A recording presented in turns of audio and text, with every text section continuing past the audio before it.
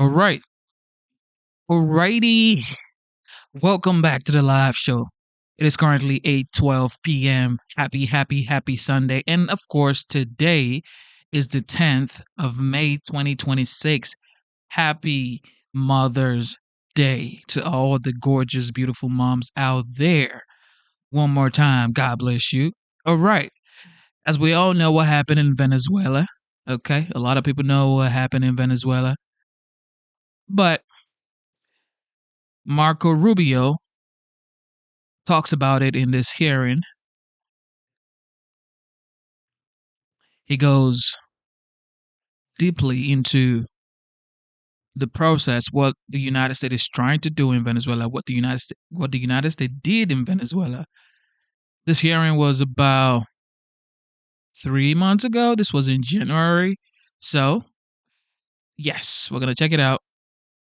Some of you may have seen this before, some of you may have not, but I do know Secretary Marco Rubio is going to play a big role in the 2028 presidential election, which I think he is truthfully the most capable person that the Republican Party can put forward, in my opinion. I may be wrong. I mean, but who knows? But I just think Marco Rubio should just be allowed to do his thing in 2028 because I don't think anybody can stand his prowess. He's smart, articulate, direct, straight to the point. He's just, I think he's going to be a legendary and most formidable person to go against anybody in 2028 because he's going to articulate what they've done with the Trump administration 2.0 in 2024 to 2028. But let's see how that goes. Let's see how that goes. All right. With that being said, we're going to check out Marco Rubio right here as he outlines everything that the United States has done in Venezuela, or most of the things that the United States is doing in Venezuela or had done in Venezuela post Maduro's situation. All right, here we go.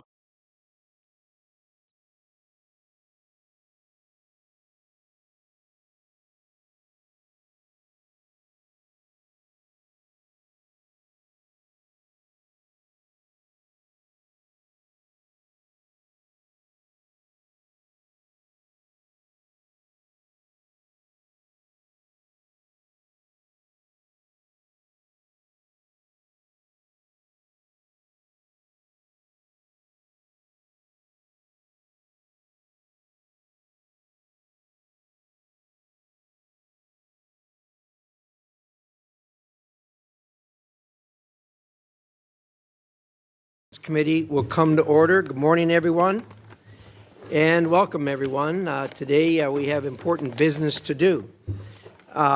Before I start, I will tell everyone, those of you in the audience, we're so glad to have you here. Thanks so much for coming. This is a public hearing. It is also the official business of the United States of America, and as a result of that, the committee has a zero-tolerance policy for interruptions or for attempts by anyone in the room to communicate with somebody up here or the witness. So as a result of that, if you do disrupt, you will be arrested, you'll be banned for a year. However, I'm told that we have some guests today who have completed their ban and are back with us again today. We hope you've had the time to think about your indiscretions and will behave yourself today. If you don't, as a persistent violator, you'll be banned for 3 years this time. So in any event, welcome to everyone, and certainly Secretary Rubio, we're glad to have you here, and welcome back. The new co-pilot I got, Pete, is doing just fine in the seat you used to sit in, and I'm glad to have him. Thank you so much for being here. We were a little afraid we were going to lose you to the Miami Dolphins there for a while, but I guess that went a different direction, so it's certainly our gain.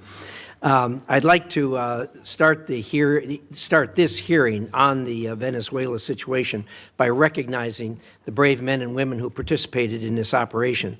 The intelligence gathering, planning, and execution were incredible. Only the U.S. could have pulled off this mission, and that's only because of the dedication and professionalism of each and every one of our service members. As we know, much of their work is done in secret, but I do hope these people will receive the accolades that they so rightly deserve. I also want to acknowledge the leadership of President Trump that he has shown, and also you, Secretary Rubio. It's no easy job keeping drugs and narco-terrorists off our streets and keeping Americans safe. Thank you for extraditing Nicolas Maduro and bringing him to account for his many crimes against the American people. Let me reiterate a point that I've made many times on the Senate floor. President Trump's actions against narco-terrorists and his capture of Maduro have made America safer. Every American should be thanking Donald Trump and Marco Rubio for what they have done. There are a lot of Americans today who wouldn't be alive if not for your commitment and dedication to stemming the flow of drugs into our country.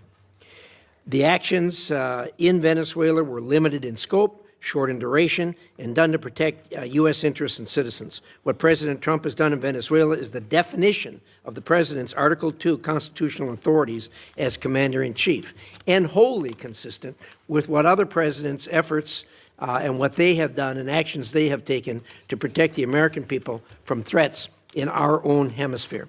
In fact, President George H.W. Bush authorized similar, but much broader and more extensive military operations to arrest and bring Panama's Manuel Noriega to the United States to stand trial for drug-related charges. In that case, President Bush deployed more than 9,000 troops into Panama for more than a month. At the time, all leaders of the Senate, including Democrats, praised that move. Unlike in Panama, President Trump authorized a much more limited military action in Venezuela, with only about 200 troops inside the country for a couple of hours and a firefight that lasted less than 27 minutes, with no loss of life on the United States side, but significant casualties on the other side. This military action was incredibly brief, targeted, and successful. When bad guys are in the business of flooding drugs into the United States, drugs that kill our children, hurt our country, violate U.S. laws, and destabilize our hemisphere, then they'll have to be held to answer for those actions, and that's what's being done now. Maduro was not recognized as a legitimate leader of Venezuela by President Trump, or even by President Biden, or by most of the international community. It is a service to the world that this illegitimate leader is no longer in power. Now the United States has a tremendous opportunity before us in Venezuela. Because of the complexity of this operation, there has been some confusion as to how it will be done. I've been impressed by the way you, Secretary Rubio, have explained the plan to me going forward right from the start. It is clear and it's doable. I know you'll lay that out for us here today. Venezuela's natural resources have frequently been used to bolster the economy of our adversaries, especially China. Through President Trump's actions, we have effectively cut off that supply, giving the United States tremendous leverage. After our lengthy engagements in the Middle East in years past, many Americans are rightfully concerned about so-called forever wars. I know this administration is laser-focused on avoiding those experiences. With Nicolas Maduro out of power, the United States has the opportunity to better protect America by bringing stability to Venezuela. The country has a history of democracy, capitalism, and a respect for human rights. It is only during the last two dictatorships that it has lost these attributes. The Venezuelan people are not strangers to these concepts and long to have them reinstated. They have you and the President Trump to thank for giving them another chance. It is all our hope that the Venezuelan people will soon be able to hold free and fair elections for their leaders. To get there, Venezuela may require U.S. and international oversight to ensure these elections are indeed free and fair, unlike their most recent elections. Secretary Rubio, thank you for being here today. I look forward to a productive discussion. And with that, I'd like to hear the distinguished ranking member's views on these matters. Senator Shaheen. Thank you, Mr. Chairman. Welcome back, Secretary Rubio. Thank you for being here. I certainly agree with the chairman in terms of his comments relative to Nicolas Maduro. He was bad for Venezuela, he was bad for the region, and he was bad for the United States. I think the question we have to ask now is, was the raid to arrest him worth the cost. And I also share the chairman's admiration for the military operation that took him out. But the U.S. naval blockade around Venezuela and the raid have already cost American taxpayers hundreds of millions of dollars. Outside estimates are as high as $1 billion. And yet, the Maduro regime is essentially still in power. All the same people are running the country. Maduro's vice president, now the interim president, has taken no steps to diminish Iran, China, or Russia's considerable influence in Venezuela, one of the reasons that has been given for the mission. Her cooperation appears tactical and temporary and not a real shift in Venezuela's alignment. In the process, we've traded one dictator for another. So it's no wonder that so many of my constituents are asking, why is the president spending so much time focused on Venezuela instead of the cost of living and their kitchen table economic concerns? Unfortunately, I think this has been a pattern across the administration, losing sight of what actually advances America's interests and delivers results for the American people. Take the elimination of personnel and departments that were critical to our national security, for example. These are cost-effective tools like Voice of America that help us advance America's interests globally. And Mr. Secretary, as you remember, you strongly supported most of these programs when you were on this side of the dais. The administration says those cuts were about saving money, but the total federal spending last year went up by 4%, not down. We spent more, not less. As a result, our adversaries like China are expanding their influence. And there is broad bipartisan agreement in Congress that China is the central strategic challenge of our time. The President himself has said that as well. But we're cutting foreign aid and diplomacy tools. We're leaving embassies without leadership. We're shutting down counter-disinformation programs. We are driving talent away from the United States while Beijing is actively recruiting it. And I would just like to point out, this is a picture of the globe. These are countries where China has ambassadors in those countries. All of the red, those are China. And places where their diplomats are on the ground, except, of course, for China, which is in blue, and they don't need to put diplomats there. This map, this is where we have diplomats. You can see the red is where we're filled, and look at all of the white, where we do not have ambassadors on the ground. We're even giving China some of our most advanced semiconductors. And after a year of tariffs that were supposed to make us stronger, China has posted the largest trade surplus in history. And American families are paying more at a time when the prices were already too high. Since the start of the tariff campaign in 2025, U.S. manufacturing employment has fallen by anywhere from 50 to 70,000 jobs, depending on whose estimates you look at. That's a trend that undercuts promises that tariffs would bring factory jobs roaring back. And instead of creating a united front against China, we're pushing our closest allies into their arms. Just look at Canada, whose business with the state of New Hampshire has been really critical. They recently cut a trade deal with China because they no longer view the United States as a reliable partner. Pushing allies away like that is not strategic competition. It is unilateral disarmament. We see the same gap between rhetoric and reality in how this administration deals with other authoritarian regimes. At a time when Iran is violently cracking down on protests, the U.S. is coming to agreements to deport Iranians in this country back to Iran, people who will face persecution and interrogation by Iranian security forces. And yet President Trump told the Iranian people that help was on the way. But the United States has largely stood on the sidelines as the situation has deteriorated. Americans are right in thinking that the Trump administration is tougher on our allies than on most of our adversaries. I just returned from Denmark, where I met with Danish and Greenlandic leaders. Senator Coons was also on that trip. He led it. What I heard directly is that President Trump's threats to take Greenland have shaken public confidence in the United States to the core. And this from an ally who first recognized the new United States of America in 1792, has fought on our side in both world wars and in Afghanistan. And I heard from one Danish-American woman whose son holds both citizenships and is approaching conscription age, that she's worried that her son might one day be forced to choose between the two countries that he loves. That kind of fear would have been unthinkable 2 years ago, or 10 years ago, or 50 years ago. There is no strategic objective in Greenland that cannot be achieved through cooperation. The only thing these threats have accomplished is weakening trust in the United States. That trust is the foundation of our alliances. And at a moment when Russia is waging the largest land war in Europe since World War II, we should be strengthening allied unities. Instead, we're undermining it. European allies are worried about open conflict with the United States. Canadian trading partners are turning toward China instead of the U.S., and the constant threat of new tariffs raising prices and making it impossible for businesses to invest is ever present. So, from Venezuela to Europe, the United States is spending more, risking more, and achieving less. That does not project strength.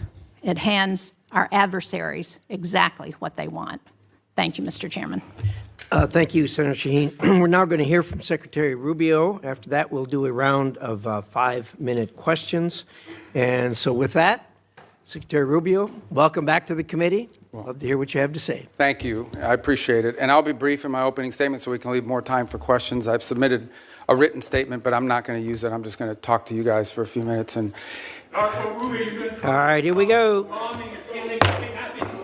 Suspend. You know the drill. Off to jail. That's a war crime. That's a 1-year ban from the committee.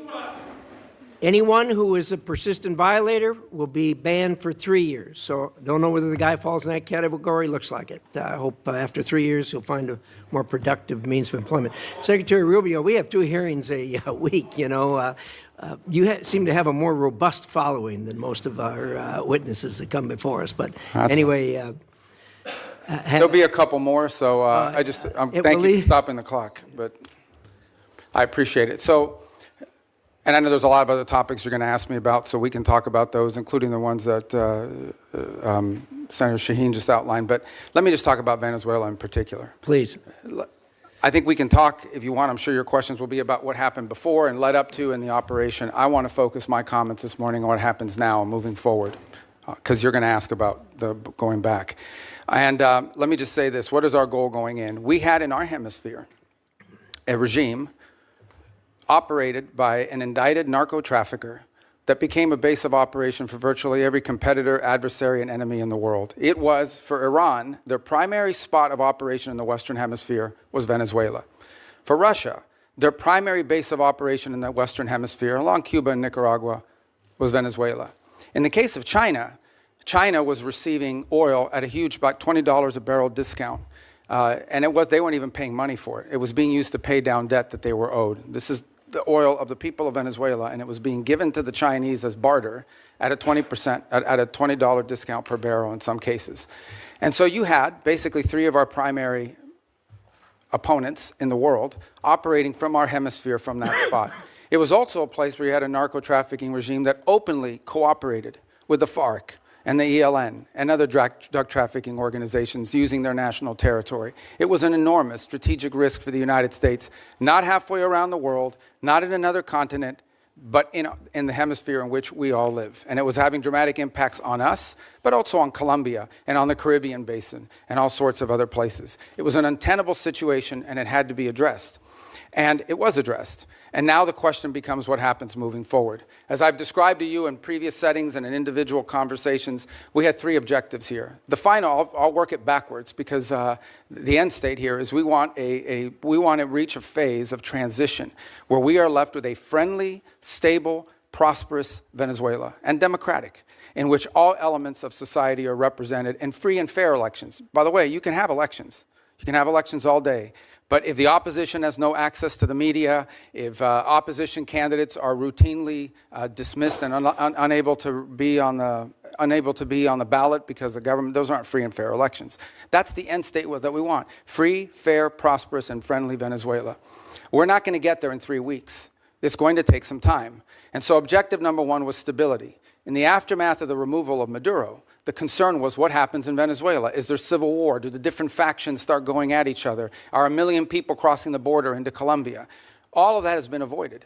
And one of the primary ways that it has been avoided is the ability to establish direct, honest, respectful, but very direct and honest conversations with the people who today control the elements of that nation. Meaning the law enforcement, the government apparatus, et cetera. And one of the tools that's available to us is the fact that we have sanctions on oil. There is oil that is sanctioned that cannot move from Venezuela because of our quarantine. And so what we did is we entered into an arrangement with them. And the arrangement is this: on the oil that is sanctioned and quarantined, we will allow you to move it to market. We will allow you to move it to market at market prices, not at the discount China was getting. In return, the funds from that will be deposited into an account that we will have oversight over. And you will spend that money for the benefit of the Venezuelan people. Why was that important? Venezuela was running out of storage capacity. Okay? They were producing oil, they were drilling oil, they had nowhere to put it. They had nowhere to move it, and they were facing a fiscal crunch. They needed money in the immediacy to fund the police officer, the sanitation workers, the daily operations of government. And so we've been able to create a short-term mechanism. This is not going to be the permanent mechanism, but this is a short-term mechanism in which the needs of the Venezuelan people can be met through a process that we've created where they will submit every month a budget of this is what we need funded. We will provide for them at the front end what that money cannot be used for. And they've been very cooperative in this regard. In fact, they have pledged to use a substantial amount of those funds to purchase medicine and equipment directly from the United States. As in fact, one of the things they need is dilutin, depending how you want to pronounce it. And that basically is the light crude that you need to mix with their heavy crude in order for the oil to be able to be mixed and moved. They used to get 100% of that from Russia. They are now getting 100% of that from the United States. So we're using that short-term mechanism both to stabilize the country, but also to make sure that the oil proceeds that are currently being generated through the licenses we'll now begin to issue on the sanctioned oil goes to the benefit of the Venezuelan people, not to fund the system that existed in the past. The second is a period of recovery. And that is the phase in which you want to see a normalized oil industry. Again, look, we've got plenty of oil. There's plenty of oil all over the world. Canada produces heavy crude, so it's not like Venezuela's oil is unique in that regard, despite the fact they have the largest known reserves in the world. It's not irreplaceable. But we understand that that is the lifeline. Their natural resources are going to allow Venezuela to be stable and prosperous moving forward. And so we've created what we hope to do is transition to a mechanism that allows that to be sold in a normal way, a normal oil industry, not one dominated by cronies, not one dominated by graft and corruption. To that end, the authorities there deserve some credit. They have passed a new hydrocarbon law that basically eradicates many of the Chavez-era restrictions on private investment in the oil industry. It probably doesn't go far enough to attract sufficient investment, but it's a big step from where they were 3 weeks ago. So that's a major change. We can address some of the other components, but I'll run out of time. But one of the parts of the transition phase, or the recovery phase, is beginning to create space for different voices inside of Venezuelan politics to have an ability to speak out. Part of that is the release of political prisoners. By some estimates, up to 2,000. They are releasing them. They are releasing them probably slower than I would like them to, but they are releasing them. And in fact, you're starting to see some of the people being released beginning to speak out and participate in political life in the country. We have a long ways to go. Look, we can talk in more detail about all of these things. Suffice it to say, I'm not here to claim to you this is going to be easy or simple. I am saying that in 3.5, almost 4 weeks, we are much further along on this project than we thought we would be, given the complexities of it going into it. And I recognize that it won't be easy. I mean, look, at the end of the day, we are dealing with people over there that have spent most of their lives living in a gangster paradise. So it's not going to be like from one day to the next, we're going to have this thing turn around overnight. But I think we're making good and decent progress. It is the best plan, and we are certainly better off today in Venezuela than we were 4 weeks ago. And I think and hope and expect that we'll be better off in 3 months, in 6 months, in 9 months than we would have been had Maduro still been there. So thank you. Well, thank you, Secretary Rubio. We'll now do a round of questions, 5 minutes each. I'd like to start, and I'd ask you to go, I understand we're not in a classified setting, but I think a lot of people had no understanding of the groundwork that was done before the actual action took place. I was incredibly impressed with what you told me about how you, the president, negotiated with parties there on the ground, particularly the parties who were going to be in charge after Maduro was removed. And I wonder if you could talk about that for a minute, understanding that we aren't in a classified setting. And I'd like to, if you could, say a few things about it. Well, one of the things I've come to maybe more fully appreciate than I didn't when I was here in the Senate was the number of contingencies that the Department of War plans for all over the world. The overwhelming vast majority of them will never come to fruition, but there's all kinds of contingencies that are planned for. And one contingency that had to be planned for is the fact that sitting in Venezuela with a $50 million reward on his head was an indicted narco-trafficker. In fact, I believe it's the largest reward we've ever issued for anybody. I would remind everybody the Biden administration had a $25 million reward on an indicted narco-trafficker, the same person. And so, multiple administrations from both parties have wanted this man arrested. And one of the options the president had before him was the opportunity, if things didn't work out, to go in and remove this individual because he was wanted in a law enforcement operation. Now, obviously, a law enforcement operation against the de facto head of a regime is not as simple as going after some fugitive hiding in a closet somewhere. It required planning, and it required eliminating anything that was a threat to the forces that were going in to extract him. I want to be clear, and I'll share with you what I've shared publicly. We made multiple attempts to get Maduro to leave voluntarily and to avoid all of this because we understood that he was an impediment to progress. You couldn't make a deal with this guy. Okay? This guy has made multiple deals. He's broken every one of them. As a point of example, he made a deal with the Biden administration, and here was the deal that he made. It was a bad deal. We knew he wouldn't keep it. He made the following deal. Pardon my nephews, his nephews, who were convicted narco-traffickers, convicted already and serving time in jail, pardon them, pardon and release Alex Saab, who was his money man, his bag man, primarily in charge of the portfolio with Iran. Release these people. He, in turn, agreed to release some political prisoners, which he did. Many of them were subsequently exiled or rearrested, and that he would hold free and fair elections, which he did not. In fact, he basically disqualified Maria Corina Machado and any other candidate. And Edmundo Gonzalez ends up being the nominee for the opposition party simply because they forgot to ban him. And they forgot to put him on the ban list. And then despite that, he loses an election that everyone around the world recognizes as an illegitimate election. So he's made previous deals. In fact, he's broken so many deals, not even the Vatican has been willing to interact with Maduro in the past because he's broken so many of these deals. He's just simply not a guy you can make a deal with. He had no intent of keeping it. What he wanted to do was tap us along and buy 3 years of time until he could deal with a new administration that he thought may be more favorable, et cetera. He was an impediment to progress. None of the things we're talking about now, not the release of political prisoners, not the transition of the oil industry to a legitimate oil industry, not the erosion of Iranian, Russian, or Chinese influence. None of these things would have been possible as long as Maduro was there. And so this was one option that was available to the president after exhausting every other option to remove this individual from the scene. Again, I'm not here to tell you these are all going to be roses along the way and it's all going to go perfectly. But for the first time in 20 years, we are having serious counter-narcotic talks with Venezuelan authorities about going after narcotics organizations. For the first time in 20 years, we are having serious conversations about eroding and eliminating the Iranian presence, the Chinese influence, the Russian presence as well.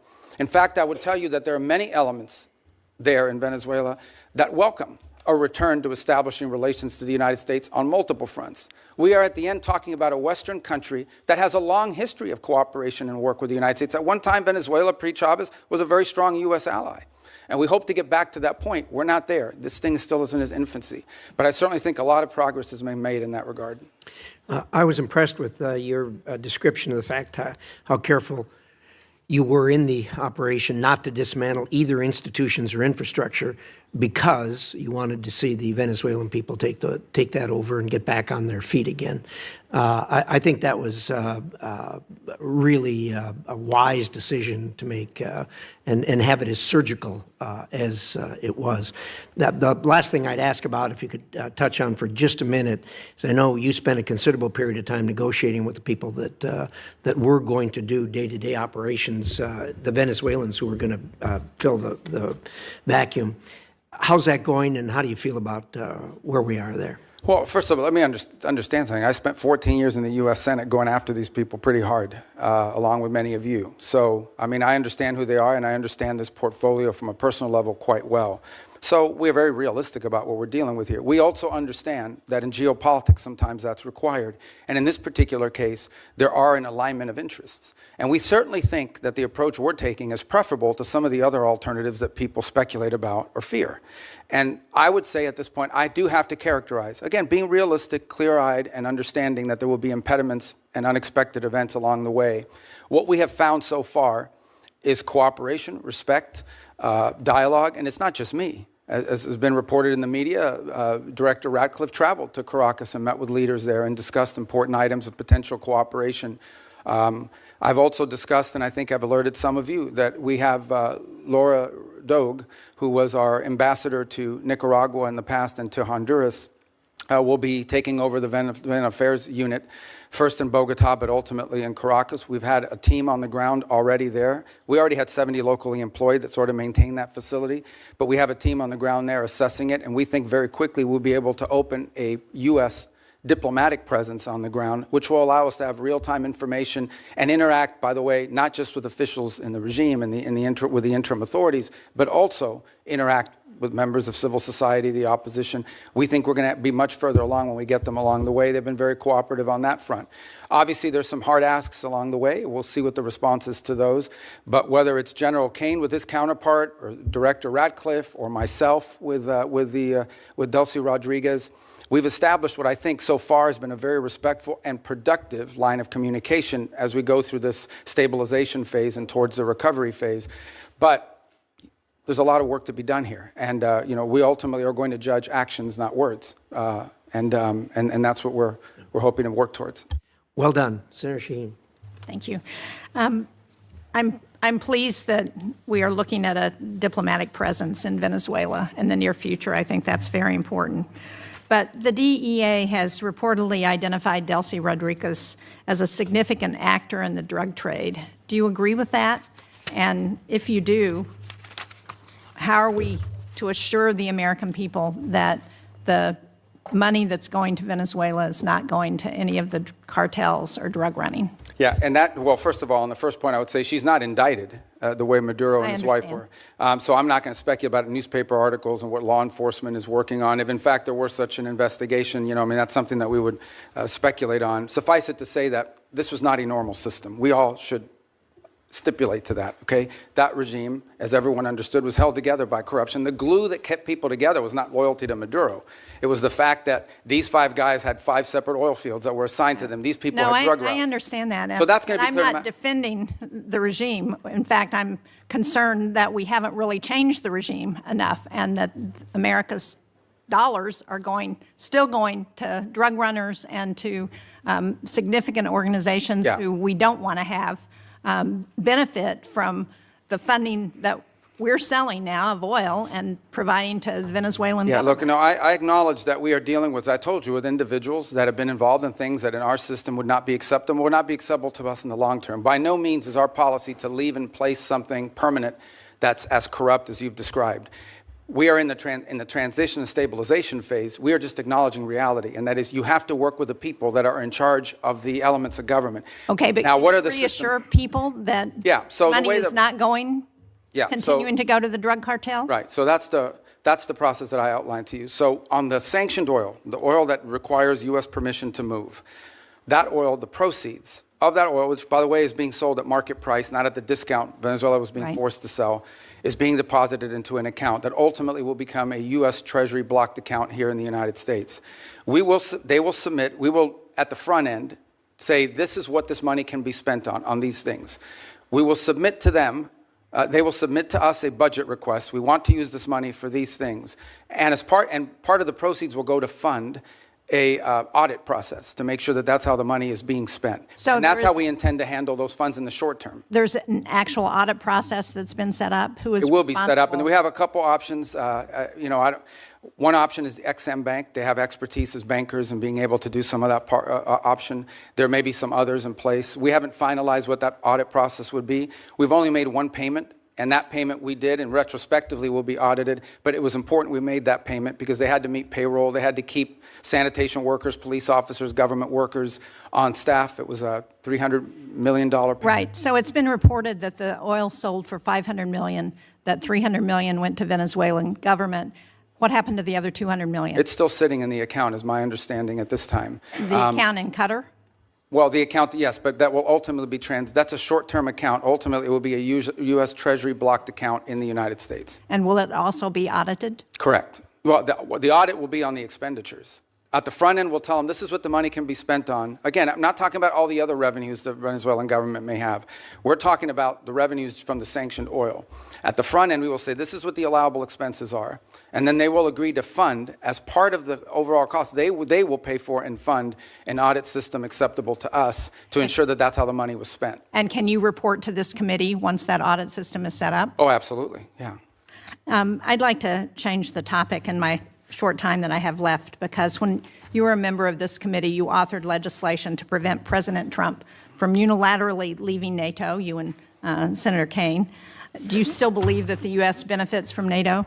We do. I mean, the problem, but NATO needs to be reimagined as well in terms of the obligations. And this is not new to this president. Multiple presidents have complained about it. I agree. I think this president just complains about it louder than other presidents. Well, I'm just trying to be clear, get a clear answer on where this administration stands relative to NATO, because it's been a very fuzzy message over the last year.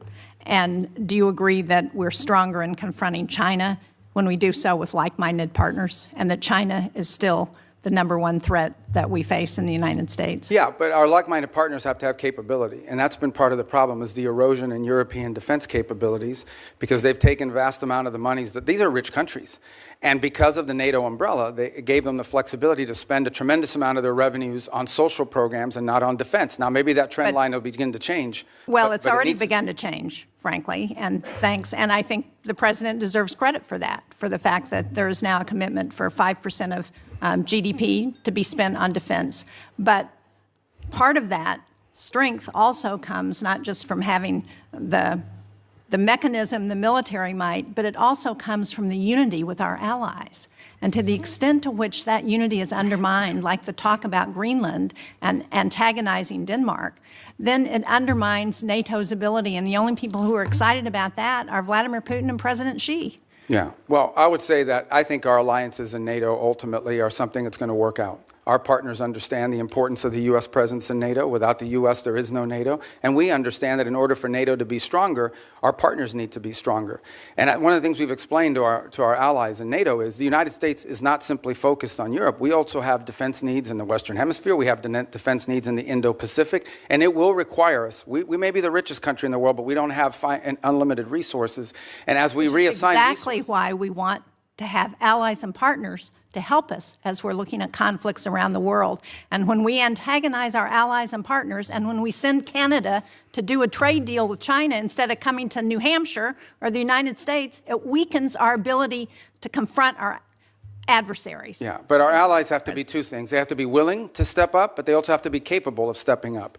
And frankly, many of them have not. I mean, Spain is still not doing the 5%. I mean, there are countries that are still not doing. And in fact, Mark Rutte yesterday pointed out that if without the United States, the countries of Europe would have to spend 10% of their GDP for the next 20 years to be able to make up the whole. So I do think there needs to be a rebalancing, and hopefully we'll have cooperation. I think we will. Rutte has done a great job of managing all. And I'm not arguing that point with you. As I said, I agree with what the president has asked of our European allies. What I'm arguing with you about is that his rhetoric is undermining NATO and our partnerships with our allies, and that's a problem. Thank you, Mr. Chairman. Thank you, Senator Shaheen. Senator Ricketts. Thank you, Mr. Chairman. Thank you, Mr. Secretary Rubio, for being here. So some of the comments from my colleagues on the other side of the aisle are difficult to square with the record. The goalposts didn't move, nor did Maduro change. The only thing that changed was President Trump acted on what members of both parties said needed to happen. And did so, by the way, with an operation that will go down in history as one of the most impressive and tactically proficient to be ever carried out. So, Secretary Rubio, I'd like to get your response to a few yes or no questions. I know that's typically not your nature, but please bear with me here a moment, okay? All right, let's hear them first. I hate game shows. Go ahead. For years, the United States had a standing bounty on Nicolas Maduro, correct? Have what, I'm sorry? A standing bounty on Nicolas Maduro. Oh, yes. And this bounty was increased by both the Biden and Trump administrations, correct? Correct.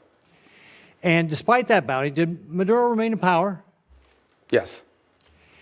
Did he continue to support drug traffickers? Oh, yes. Was Operation Absolute Resolve a law enforcement operation supported by the military? It was. Did that operation successfully remove Maduro and his wife, and they were taken into custody? Yes. Great questions. Thanks. Were any service members, law enforcement officers killed in that operation? Not any of ours. None of ours, right. Has there largely been a broad support across Latin America for Maduro's removal? Yes. And is the United States better off with Nicolas Maduro in custody? Yes, and Venezuela too. Right. I realize that you'll hear differing views during this hearing, but I want to at least offer my personal congratulations to you and everybody who helped carry this out, because the world is better off without Nicolas Maduro. A few weeks ago, you briefed the Senate on your three-phase plan. You've been talking about it here today on stabilization, recovery, and the transition in Venezuela. Is there anything this Congress can do to be helpful in executing on that plan? There will be in time, there's no doubt about it. On the stabilization front, in order to stabilize it, for example, we're going to have to begin to provide some licenses through OFAC. So as an example, if a company wants to go down and explore the opportunity to do some economic activity in Venezuela, they will require a license from Treasury to be able to do that. And so that doesn't require congressional action, but I wanted you to be aware of it when you start to see some of these things. Some of these are just exploratory. The second is, I think in time, look, Venezuela is a very wealthy country. This is not a country that's going to require money from the United States to rebuild, to stabilize, to transition. It really isn't. It has the ability to be, and it has been historically, the wealthiest country in the Western in Latin and South America, in many cases. The problem is that the wealth of the country was being stolen.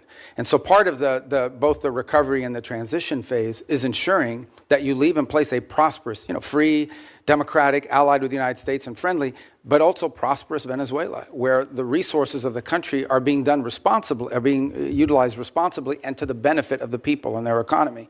So in time, I imagine we will be coming back to you with specific legislation that may be required to assist in that function. But we don't expect that this is going to require any spending on our part. On the contrary, unlike many of the other parts of the world we've gotten involved, Venezuela we're not spending any money in Venezuela right now other than whatever it costs to stand up our embassy. Let me switch gears on you a little bit. One of the common criticisms after Maduro's capture was that this would incentivize communist China to take similar actions in Taiwan. In my opinion, this couldn't be further from the truth. For starters, communist China doesn't care about international law or norms. They've demonstrated that repeatedly. Just ask the Philippines. Nor does it believe in international law even applies to Taiwan. But most importantly, Xi Jinping's calculus on whether to take kinetic action against Taiwan rests solely on whether or not he believes he will be successful or not.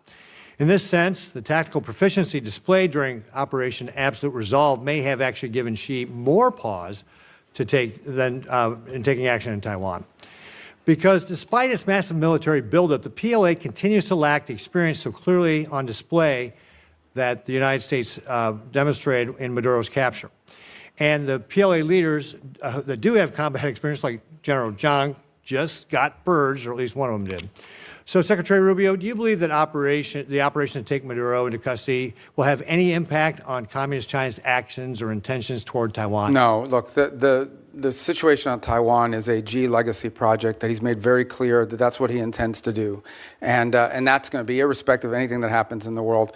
Your point, though, is well taken, and that is the U.S. in conducting this operation, I think, was certainly startling to China, to Russia, to Iran, to any adversary around the world, because the U.S. is the only country in the world that could have done this operation. Mr. Chairman, if I could just real briefly, I just mentioned General Zhang getting purged here. He was obviously a very important official in China. Can you share with us just your assessment on what that means, that Xi just purged one of these? Well, this is, I think, part of a pattern we've seen over the last few years, which is a purge of leaders in their military. They're spending a lot of money on their military, and obviously some of these guys are stealing that money, and they're trying to address that. So it's an issue internally in their system. They're obviously not sharing with us or talking to us in depth about any of that, but it's certainly something we watch with interest. Okay. Thank you, Mr. Chairman. Thank you, Senator Ricketts. Senator Coons. Thank you, Mr. Chairman. Thank you, Secretary Rubio. Good to be with you again. My basic question is, what are we doing here? What is the point? What is the goal of this hearing? How do I know? As you know well, having served on this dais alongside me for 14 years, this is an oversight hearing. And the point, the purpose of oversight is to encourage, if necessary, to compel consultation between the administration and Congress. And I just wanted to raise with you at the outset, of course, the Commander-in-Chief has, under Article 2, the power to defend the American people against an imminent threat or an incoming attack. How else could we be kept safe? But our Article 1 power requires consultation. I'll agree with all of my colleagues. Nicolas Maduro is a bad guy. He was indicted. There was a bounty on his head over several administrations. His removal, flawlessly executed by American troops, thankfully none of them hurt, did cost the lives of 75 to 100 Venezuelans and Cubans, was a dangerous and high-risk maneuver. I am glad that it ended as well as it possibly could. But the point here that I want to make first is that it was rehearsed for months. The administration had a number of contingencies it was trying to navigate through. But over the course of months, when the administration was taking strike after strike after strike against drug trafficking boats, in several instances where senior leaders of the administration briefed this committee and others, we were told that military action to remove Maduro was not on the table, that the campaign to try and deter drug trafficking was not going to include the exact military action that followed. Yet it was being rehearsed. If there was time to practice, there was time to consult. And consulting with Congress is not just some high-minded principle, not some abstract thing, not a nice to have. It's a got to have. And look, the chairman opened by saying that this was limited in scope and duration, that it was executed flawlessly, and we should all be happy about the result. That much I agree with. But our president continues to threaten Delcy Rodriguez and the remnant of the Maduro regime with military force if they don't comply.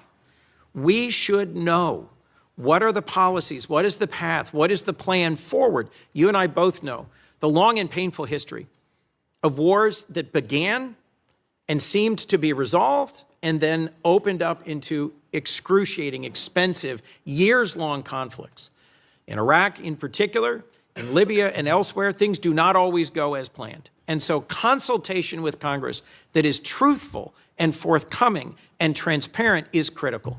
In your service in this body, you knew that, you experienced it. I was in the room as you held to account members of previous administrations for not coming forward as they should have. So, look, in order to avoid our men and women in our armed forces going into harm's way, doubting whether they have the support of the Congress, consultation, hearings, and deliberations are required. I understand the risk of leaks.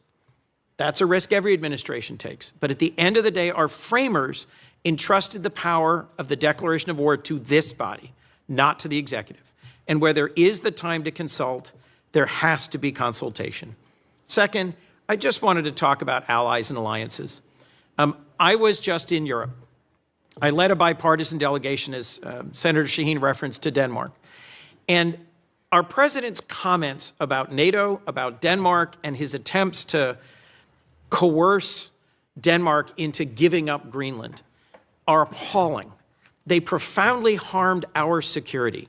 And I am asking you to do everything you can to reinforce our commitment to NATO.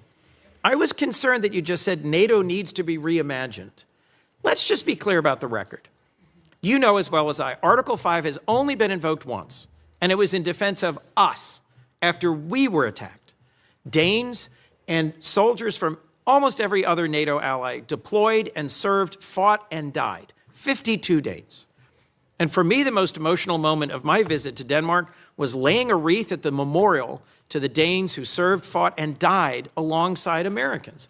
So when our president says we never asked for anything from NATO, and they never gave us anything, and you suggest that they aren't carrying their weight, whether it's in bases, or in access, or in troops, or in service, it is allies that will keep us safe in the Indo-Pacific. Our treaty allies, Korea and Japan and Australia and the Philippines, are going to be critical to Indo-Pacific security against our principal threat, China, and in Europe. I'm worried that the very foundations of trust are being shaken. Our democracy depends on consultation with Congress that is truthful and timely, and the confidence of our allies depends on them knowing where we're going next. Today, an armada is steaming towards Iran.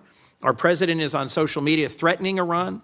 And I hope I can count on you, Mr. Secretary, to consult with us and inform us before our next actions, whether against Nigeria, Colombia, Cuba, Iran, or anywhere else. And I hope and believe that I can count on you to reinforce the sanctity of NATO, not to reimagine it, but to reinforce it. Thank you. Well, let me unpack the 3 points you touched upon: consultation, NATO, Greenland, alliances in Greenland. Let me tell you on the consultation. Look, this has been a point of tension, not just in this administration and Congress, but in multiple administrations, as you rightly pointed out.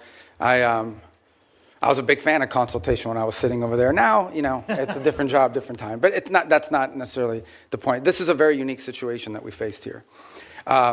The fact of the matter is that our mission, and the one you were briefed on and talked about, that mission remains ongoing, and that is the counter-narcotic mission that we continue to carry out. As controversial as it may be, you may not all be fans of it, obviously, but it is happening in the Eastern Pacific, and it is also happening in the Caribbean Basin. The problem is, or the good news is, there aren't a lot of drug boats moving in the Caribbean Basin anymore, and that's what we had briefed Congress upon. This specific mission that you've talked about, one of the reasons why you rehearse it is to see if it's even feasible, to basically go to the president and say, is this something that's even an option on the table? The truth of the matter is that this mission could not have been briefed to Congress because it wasn't even in the realm of possible until very late in December, when all of our efforts to negotiate with Maduro had failed, and the president was finally presented these options and made these decisions. It was also a trigger-based operation.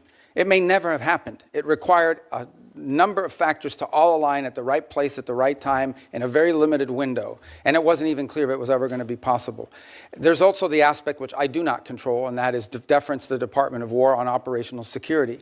Despite the fact that we had kept this quite constrained, the truth of the matter is that this was leaked. We now know it was leaked by a contractor at the Department of War that, had it been published, would have endangered the lives of people and/or would have probably canceled the ability to carry out the mission. So this is a real tension, and one that I'm doing the best I can to try to manage within the constraints of two things: operational security and also decisions being made. There are multiple contingencies for events all over the world, including some that none of us think were ever going to come to fruition. And in this particular case, one of the reasons why you rehearse these things in advance is to know whether it's even possible. Is this even doable? And what are the risks associated with doing? So you can present options to the president, who ultimately makes these decisions.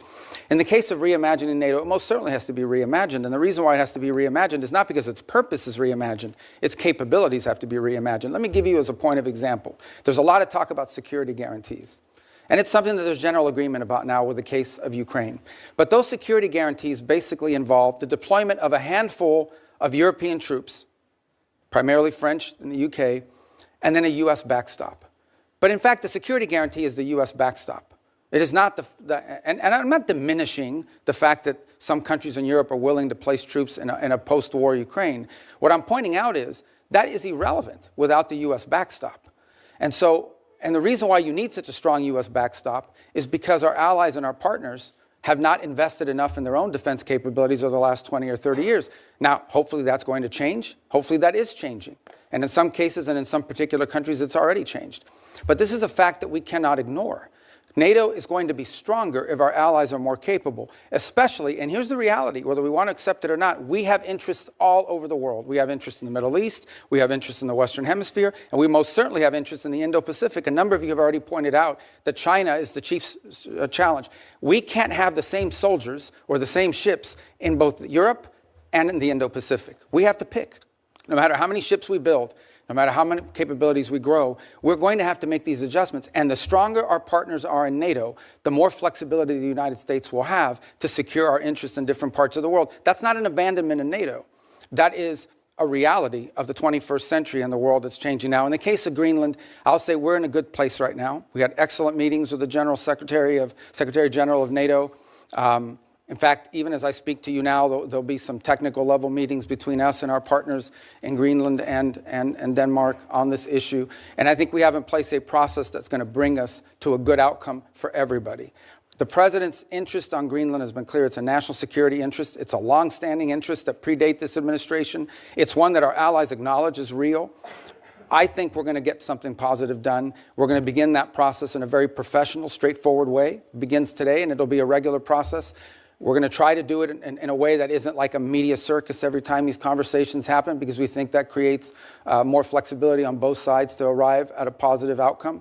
And I think we're going to get there. And I thought it was noteworthy and important that despite your concerns, the president at his speech in Davos made very clear that the United States was not going to use force or military force in Greenland. So I think we're going to wind up in a good place. We got a little bit of work to do, but I think we're going to wind up in a good place. And I think you'll hear the same from our colleagues in Europe very shortly. Mr. Secretary, the Gang of Eight has never leaked. Senator, It is critical that you consult with Congress. For us to be safe, our allies have to trust us.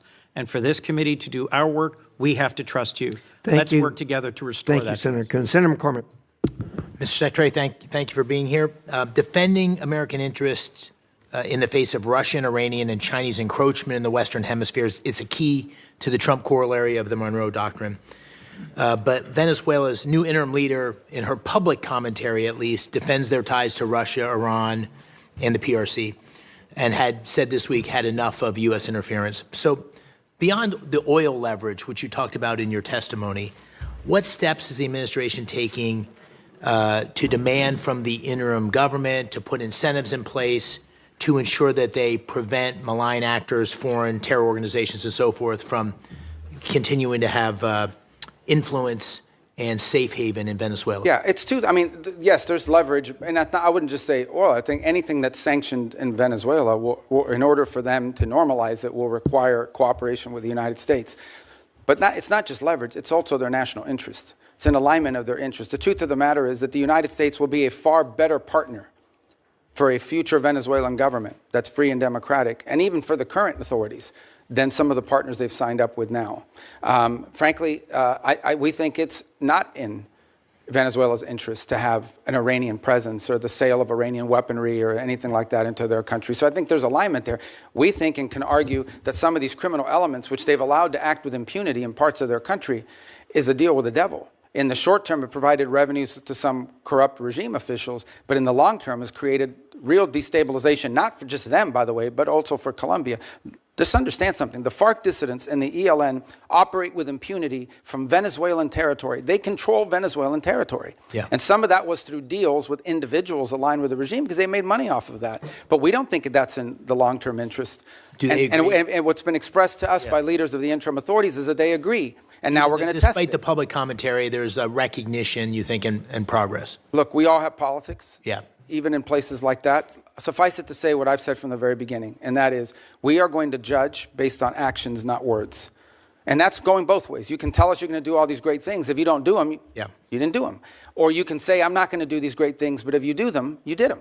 Good. And I think we can point to some things now that show you, just as an example. Think about it. Within 2.5 weeks of Maduro's removal, they passed reforms to the hydrocarbon laws, which basically roll back many of the Chavez-era restrictions on private ownership and investment in their country.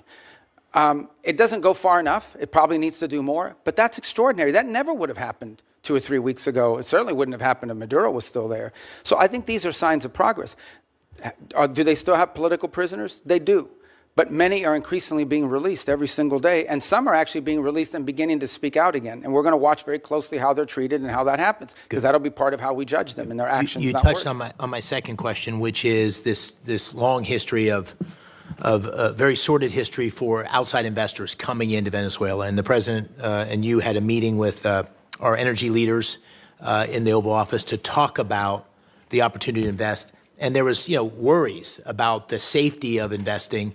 What steps beyond what you just described in terms of the hydrocarbon law, security guarantees for workers, any sorts of a certainty that investors are gaining, which is going to allow them to have the confidence to move on the opportunities in Venezuela? Yeah, I mean, the first step is some of these investors or potential investors need to get a license from OFAC to be able to even explore this. Then they need to be able to go down there and meet with people and see what's happening and make that determination.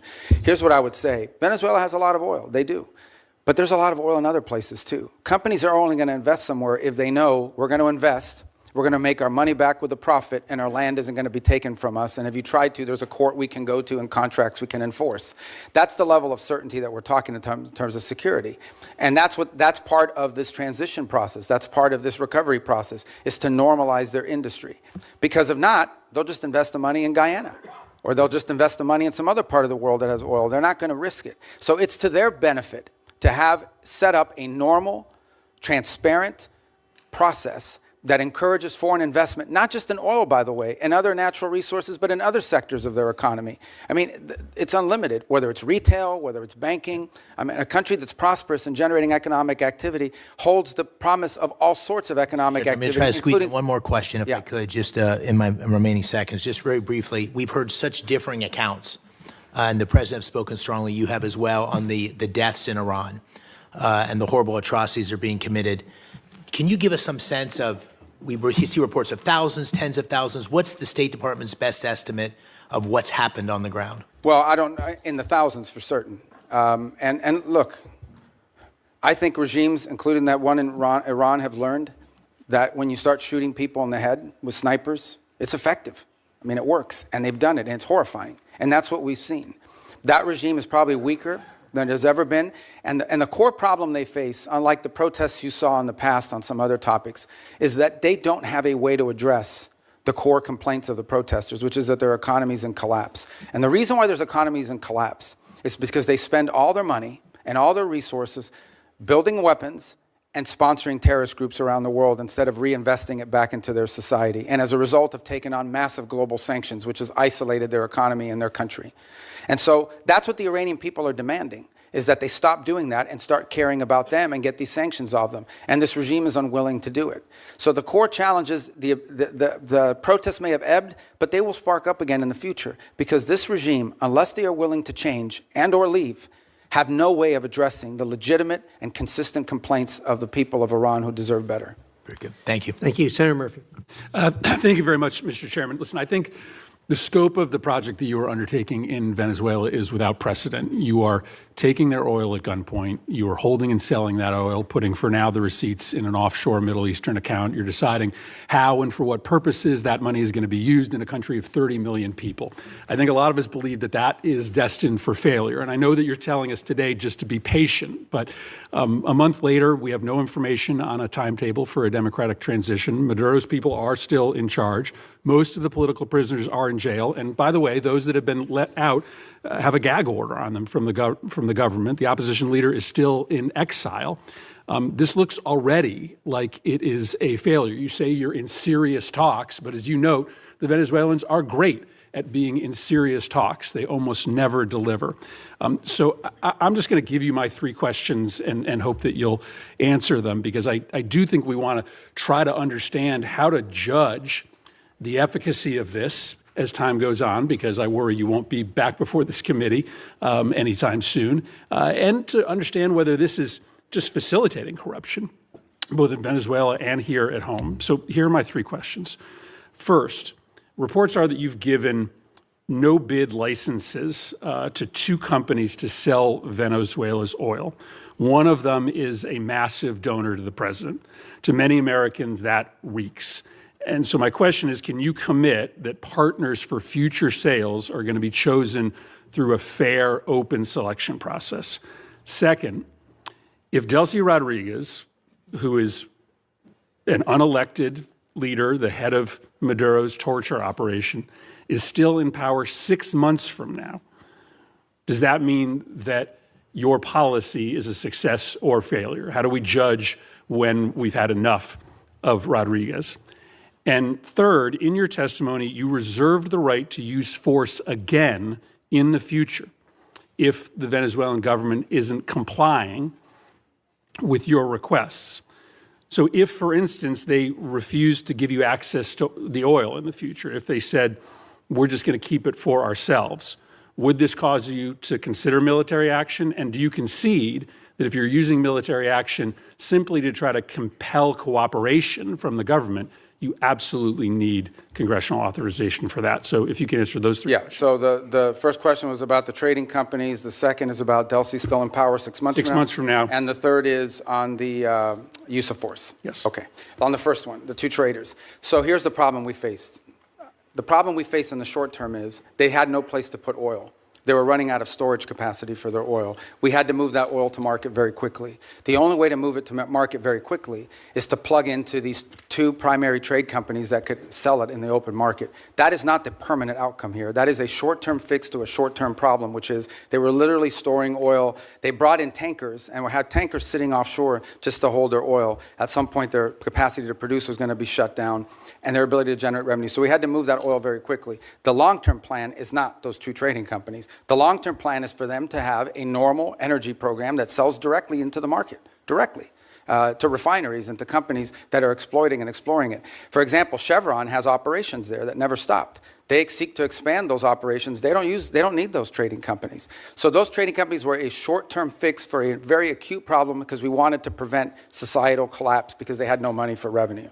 On the second point about her being still in power, look, let me say this, a couple things. This is not unprecedented. I can point to a number of places, Spain, Paraguay, two examples of places in which there was a transition, from an autocratic regime to a democratic regime, and it took time. I can't give you a timeline of how long it takes. It can't take forever. It's not even been 4 weeks since Maduro was reduced. A year, two Well, I think years? we need to be, let me put it to you this way, we need to be much further along 6 months from now, even 3 months from now. That may not be satisfactory to you, but I'm saying we have to be much further along 3, 4, 5 months. 3 or 4, 5 months from now cannot look like what today looks like. And I think there's acknowledgement on both sides of that.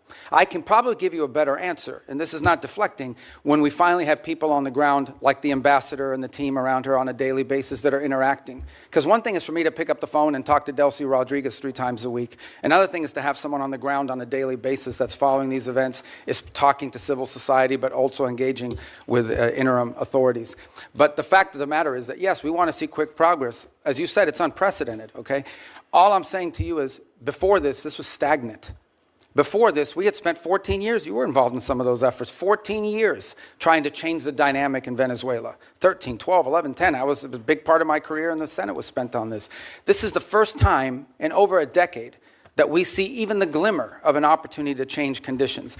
A lot of that will depend on us, but a lot of that will depend on them. And it also will depend on the rest of Venezuelan society. How quickly can we get all these Venezuelans that want to go back to Venezuela and participate in civic and economic life back to Venezuela? That's going to be critical here. We recognize that. So yes, we have to be much further along in 6 months. We expect to be further along. And if we're not, I'll tell you, we'll tell you.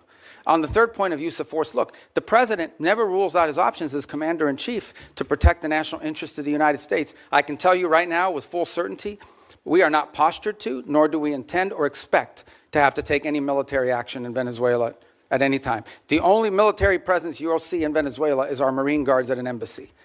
Okay, that is our goal, that is our expectation, and that is what everything that outlines towards. But if that said, if an Iranian drone factory pops up and threatens our forces in the region, the president retains the option to eliminate that threat. I'm asking a more specific question because in your testimony, you suggest that you would use force to compel cooperation, for instance, with oil sales. Do you agree that you have to come to Congress to get authorization if you were simply using force to try to compel cooperation? Well, there's two things. There's the it seems like under the War Powers Act. No, under the War Powers Act, if we're going to be involved in something that's going to put us involved in a sustained way, we have to notify you within 48 hours after the fact, and then if it's going to last longer than 60 days, we have to come to Congress with it. We don't anticipate either of these things having to happen. Everything is moving in a very different trajectory right now. On the other hand, if we tell them we don't want to see drones from Iran, as an example, pointed at the United States or threatening our forces or our presence in the region or our allies' presence in the region, and they refuse to comply with that,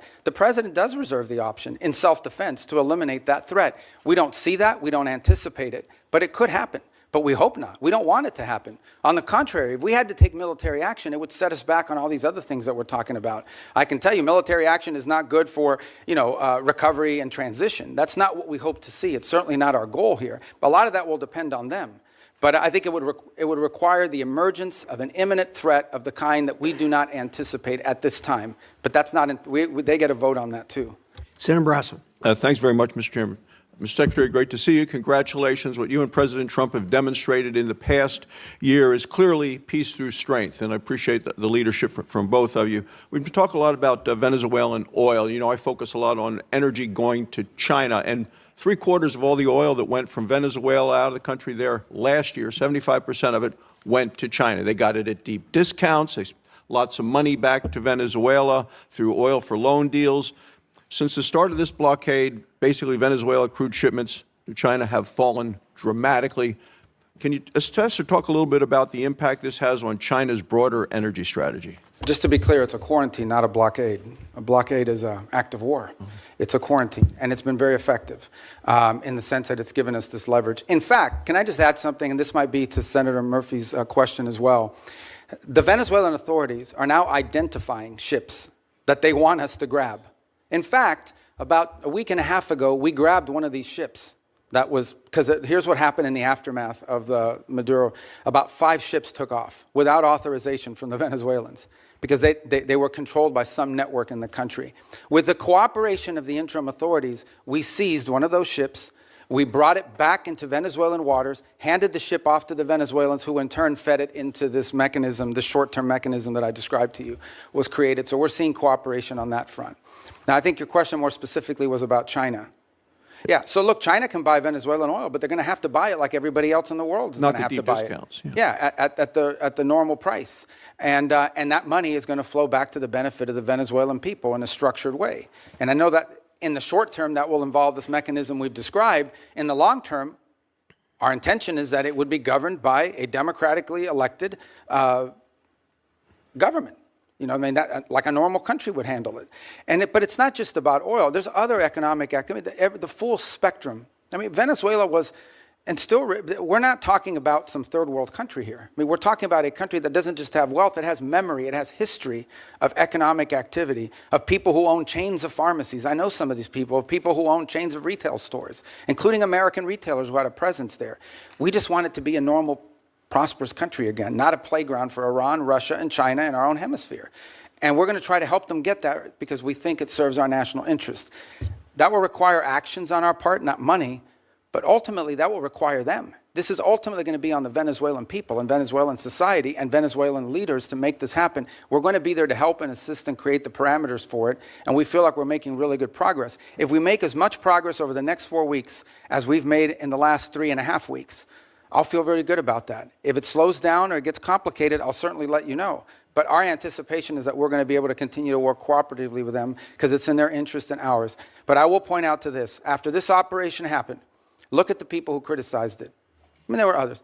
China, Russia, Iran, Hamas. These were the people that were upset about this strike and this raid and what we did. And I can tell you that in many countries in the Western Hemisphere, there was great pleasure in the fact that Maduro was removed and that it didn't involve an all-out war and an invasion. Since you mentioned Iran, and Senator McCormick mentioned Iran as well, a lot of oil is still going from Iran to China. 1 million barrels a day last year. Lots of that money goes back to Iran, to the dictators, the people that are actually killing others on the street. Can you talk a little bit about what we can do to prevent that from continuing to go and what we're doing to support the Iranian? Some of that is sanctioned oil. This requires the willingness to enforce those sanctions.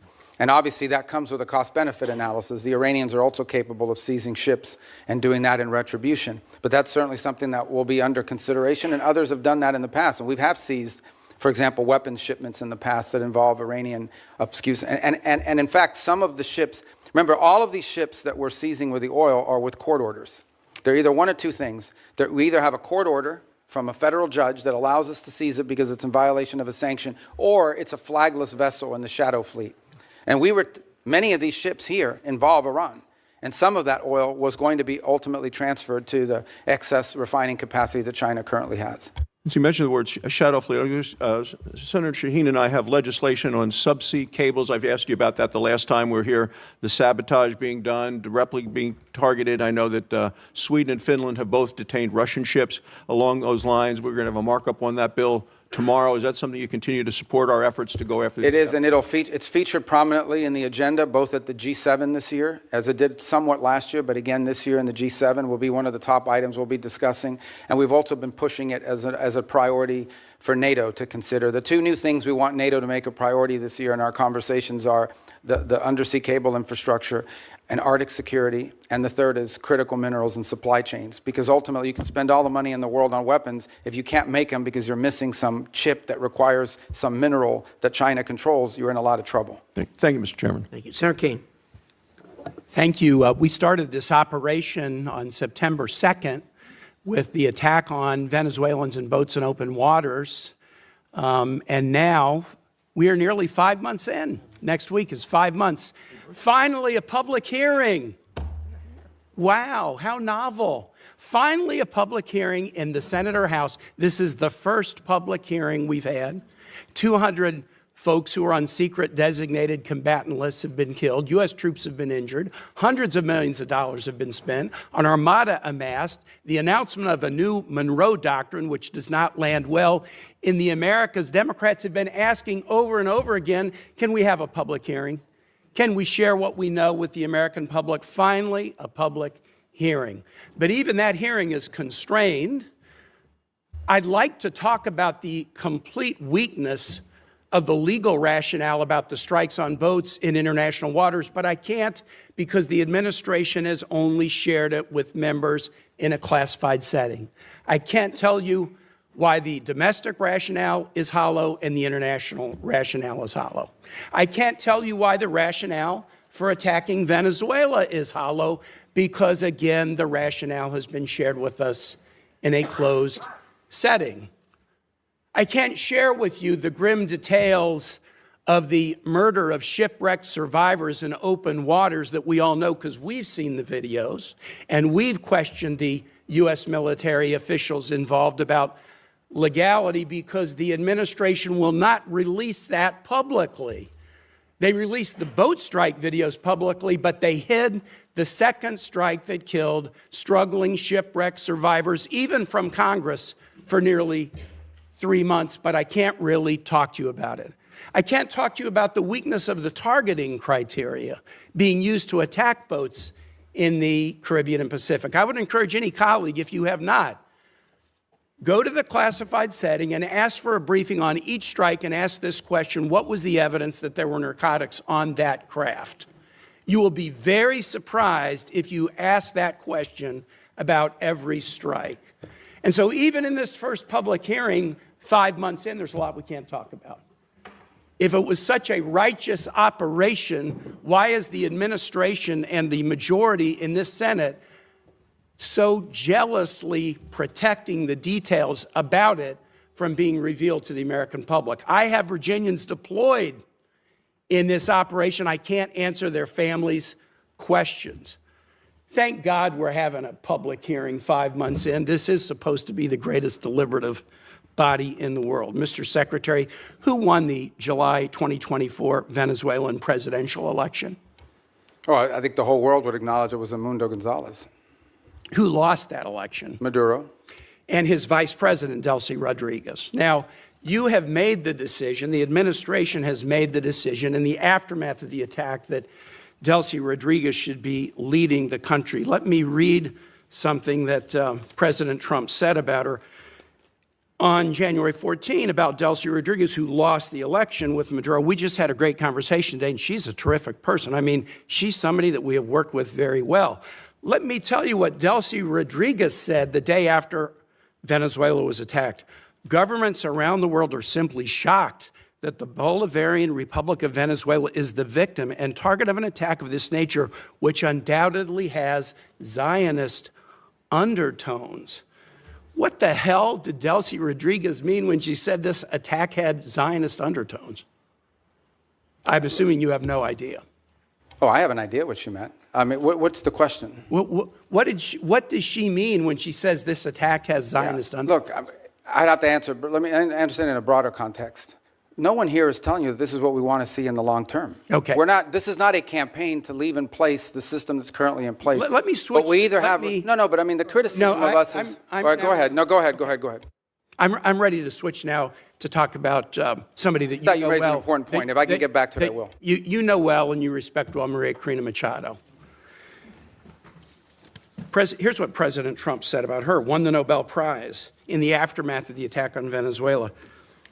I think it would be very tough for her to be the leader. She doesn't have the support within or the respect within the country. She's a very nice woman, but she doesn't have the respect. What did President Trump mean by that? Yeah. First of all, I've known Maria Corina for probably 12 years, 13 years. Have dealt with her probably more than anybody, as much as anybody on this committee has for certain. And I'll be meeting with her today, in fact. And we met with her a couple weeks ago. So here's the reality, though, and I think what the president was pointing to. And I think Maria Corina would acknowledge this. The only way I talked to her last week. Well, she's very disappointed in those comments, and so are Venezuelans in my state. Okay, well, she didn't share that with me or with us, but I would sell this to you. The president is acknowledging is that today, as it stands, whether we like it or not, the elements of control in that country, the people with the guns, the people that control the guns and the institutions of government there, are in the hands of this regime. So we either, on the one hand, we're getting criticized. Some people are saying we don't want regime change. On the other hand, we're being criticized for not undertaking regime change. Mr. Secretary, what we're trying to trigger here is a process of stabilization, recovery, and transition to something where Maria Corina and others can be a part of. You and that's what we're working have for. respect for her, don't you? Sure. Okay, great. My last question is this. And so does the president, by the way. He met with her. They had a great meeting. And he actually he spoke to her last week in my presence. Here's what he said after that meeting. We're talking to her, and maybe we can get her involved in some way. I'd love to be able to do that. Maybe we can do that. We'll set the terms for this Nobel Prize winner having a leadership role. Last question is this. You talked about the speech in Davos. Here's something the president said in Davos. I'm helping NATO until the last few days. When I told them about Iceland, they loved me. They're not here for us on Iceland, that I can tell you. Our stock market took the first dip yesterday because of Iceland, so Iceland has already cost us a lot of money. The president repeatedly mistook Iceland for Greenland, right? We're not mad at Iceland. They haven't cost us any money. The president just mistook the two countries for each other, correct? Yeah, he meant to say Greenland, but I think we're all familiar with presidents that have verbal stumbles. We've had presidents like that before. Some made a lot more than this one. Nice try. Thanks. All right, thank you. I thought he did well. Let's see. We got Senator Paul. Our founders debated extensively over which branch of government should have the power to declare or initiate war. Virtually unanimously, they decided, and what was entered into the Constitution was that the declaration or initiation of war would be the power of Congress. Now, we have many advocates, many of whom are here today, who have been advocates for an expansive notion of presidential power. They often argue that wars are not really wars, that they're kinetic actions or drug busts. I think, though, if you reverse the circumstances, it becomes very difficult for these arguments to hold up.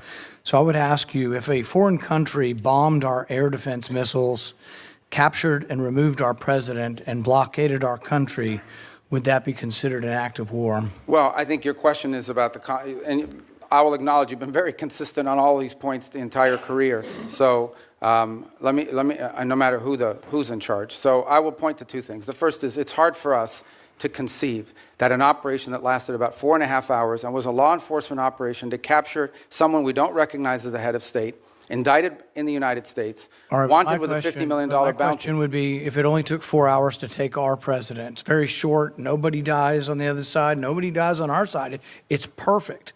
Would it be an act of war? We just don't believe that this operation comes anywhere close to the constitutional definition of war. But would it be an act of war if someone did it to us? Nobody dies, few casualties, they're in and out. Boom, it's a perfect military operation. Would that be an act of war? Of course it would be an act of war. I'm probably the most anti-war person in the Senate, and I would vote to declare war if someone invaded our country and took our president. So I think we need to at least acknowledge this is a one-way argument. One-way arguments that don't rebound, that you can't apply to yourselves, that cannot be universally applicable are bad arguments. So my next question would be, let's say it's not a war. And we're just going to define it away and say it's not a war. That's one of the arguments. So it's a drug bust. What if a foreign country indicts our president for violating a foreign law, should we extradite our president, or should we be okay if they come in and get him by force? Look, I think ultimately we're always going to act in our national interest. And so if somebody comes after our national interest, like the case you've described, which obviously does not exist at this time, but the case you've described, the U.S. always has the right to act in its national interest and to protect itself. So really I don't know about this equivalency. Well, does this justify them doing it? We're always going to do what's best for the United States and America. We're always going to protect our system. But the point isn't, and you're exactly right, we will act in our national interest and we should. So I'm not disagreeing with you at all. What I'm saying is, though, that our arguments are empty then. The drug bust isn't really an argument, it's a ruse. The war argument, not a war, is a ruse. It's not a real argument. And we do what we do because we have the force, we have the might, we do it because it's in our interest. So we wouldn't let anybody come in, bomb us, blockade us, and take our president. We've had arguments about legitimate, illegitimate presidents, bad elections, rigged elections. So there's all kinds of same arguments that we've had in our country that they've had in Venezuela. But we wouldn't argue for an indictment. And these things aren't idle speculation. I mean, Netanyahu's been indicted by the ICC.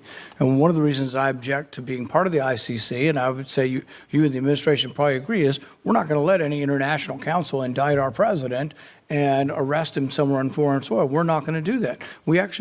Most of us probably object to indicting Netanyahu in that way as well. So I think the arguments are invalid. So we did get the legal opinion that Senator Kaine referred to, the OLC opinion, Office of Legal Counsel. And I think a lot of it's been released. Plus, they came to our caucus and talked most of the open about everything they had classified. So I will talk about at least one of the arguments. They say this war wasn't a constitutional war. Therefore, it doesn't rise to the constitutional notion of us declaring or having to initiate the war. It just doesn't rise. And one of their main arguments was not enough people died. And so there is some number that they aren't specific, but there is some number. I would assume, although I'm not positive, but the 50, 60,000 soldiers who died in Vietnam might be enough for them to call that a war. But here's the problem. It isn't the number, it's that it happens in retrospect. See, our founders gave us the power to initiate or declare war.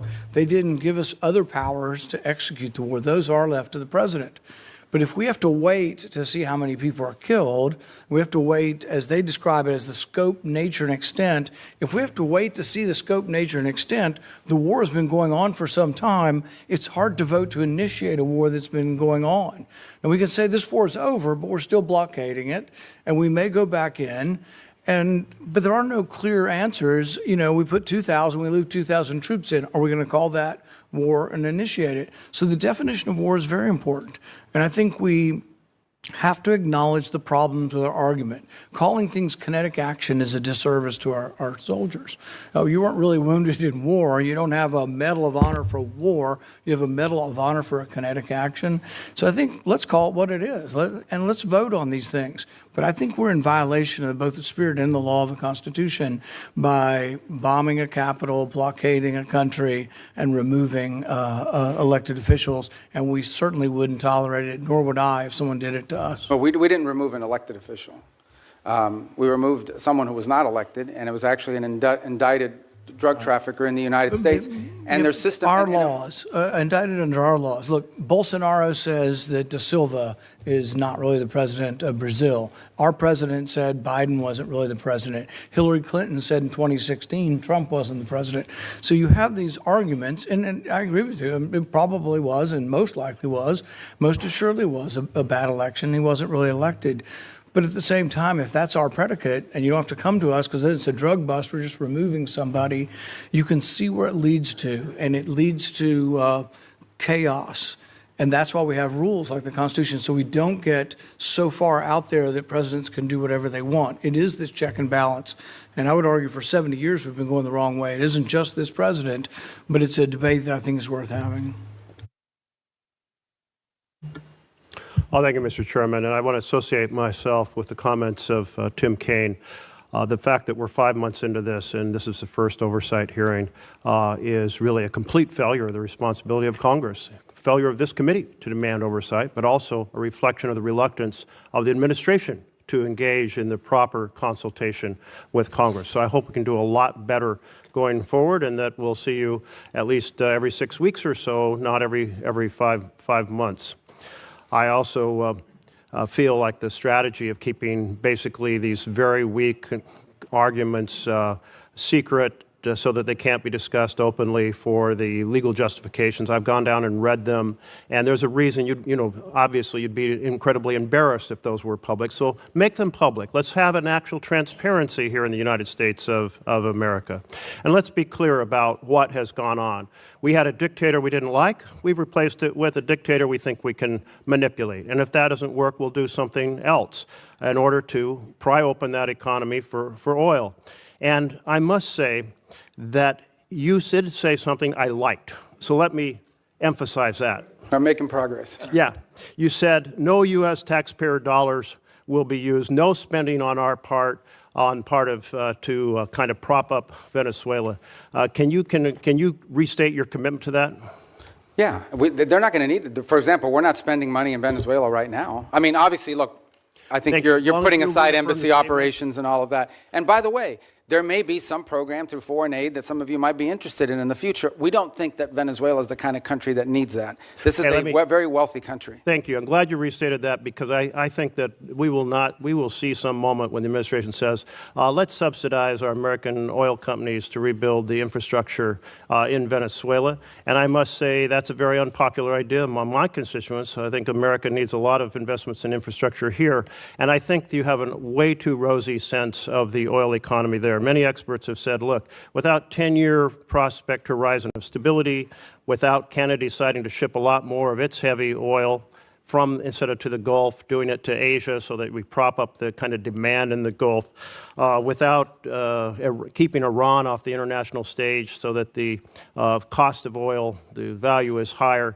All of those factors would have to be there for our oil companies to want to invest their own money. So I think they'll be coming to the administration. I think you'll all be trying to find some way to subsidize them. But I'm glad what you said today, that you're not going to do it, and I want to hold the administration accountable to that. Second, on terms of the $500 million fund, $300 million, my understanding, has gone back to the Central Bank of Venezuela, and they have essentially entities got that hard currency. And yet you did say there's going to be a lot of transparency. You also said, if I understood right, that those funds are eventually going to be brought back into the structure of U.S. control as part of our,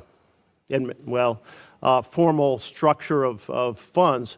And in that sense, the Constitution says no money shall be drawn from the Treasury but in consequence of appropriations made in law.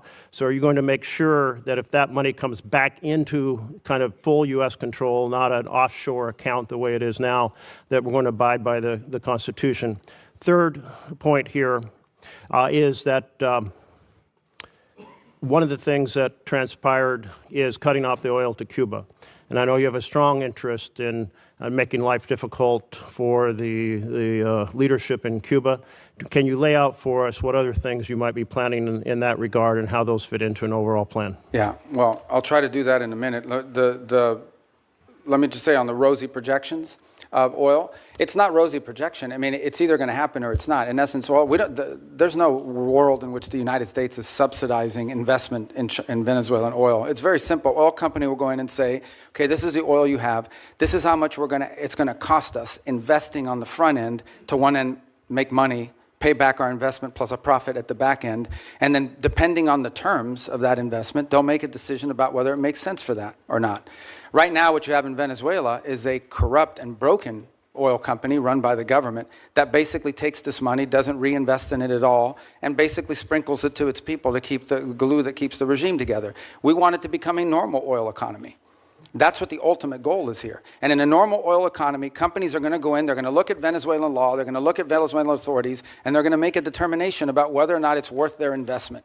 And that's the normalization process that we're talking about. That's going to be up to them if they want to have a normal oil economy as opposed to one that is basically used as a way to feed graft in a very inefficient way, but they didn't care about that. If they do it the right way, we think it has great promise and potential over the long term, especially because these investments take a long time. But the U.S. doesn't have to put any money to encourage companies to go in and invest, nor is there any interest in doing so. But a lot of it. That's a point I really do appreciate. Yeah, no, I don't want to see. Well, I don't even think American that's even been. Going in. I don't think that's even been discussed or considered by anybody. Your second point was. I wrote it here, but now.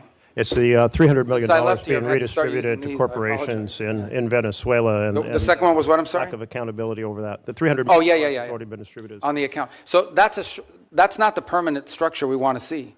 In the long term, we just want them to have a normal industry where the companies are involved in there, they're selling it directly to the market, and we're out of that game. What we're talking about now is the sanctioned oil, the oil that's under our sanction. So we have to monitor how that money moves. So yes, the first $300 million moved for the following reason. We would all agree we didn't want to see systemic collapse. Like one of the things a lot of you told me you were worried about on the short term is this is going to trigger internal chaos in Venezuela. 1 million people are going to storm the border with Colombia. Colombia even stood up troops to their border to prevent it. Brazil was worried about it as well. It's going to lead to fighting in the streets between rival factions and shooting. None of that has happened. And key to that stabilization is ensuring that the government had enough money to meet payroll and meet their basic needs as part of the stabilization. We should not confuse stabilization with transition. This is not what the permanent structure is going to look like. Look, the Treasury's handling the structuring of that account, so I would refer you to them, and I can get you an answer for them as to what the legal framework of that Treasury blocked account is going to look like. That would be very helpful, because what you just mentioned, money to meet payroll, is very different than what we've heard about the money being used to give hard currency to key corporations inside of Venezuela, which would not be meeting payroll. Well, this is where complete oversight is required. We'd like to have transparency over how that's made. Yeah, remember, the first $300 million we're going to have to, on that one, because of the urgency in moving funds to keep the place stable, is going to require us to undertake a retroactive audit of how that money was spent, the first $300 million. But there's probably another $2.5 to $3 billion down the pike at some point, which will have front end through this process I described. I'm not sure if you were here where I described it, and we're still finalizing it. But basically, the way it would look is we would send them a letter saying, on the sanctioned oil proceeds, this is what it could be spent on, and you have to agree to contribute, you have to agree to pay for an auditing system to make sure that that's how it's being spent. That's the process we're trying to create. Again, on Friday, we'll mark the 4-week mark of this all began. I understand, we live in a world where the items move very quickly. This was front page news of 3 weeks ago when we scheduled this hearing, and today other items have captured the attention, but we remain focused on it. So it's only been 3 or 4 weeks, but that's the process we're setting up with Treasury, and obviously as we finalize it, we'll provide that to you. But this is not permanent. This is not the system we want to see in place in the long term. We want to see a normal country. What was your third question? Cuba. Oh, Cuba. Cuba. Oh, okay. I'll tell you about Cuba. Okay. Secretary Rubio, as you know, in our home state, this was very popular. Cubans,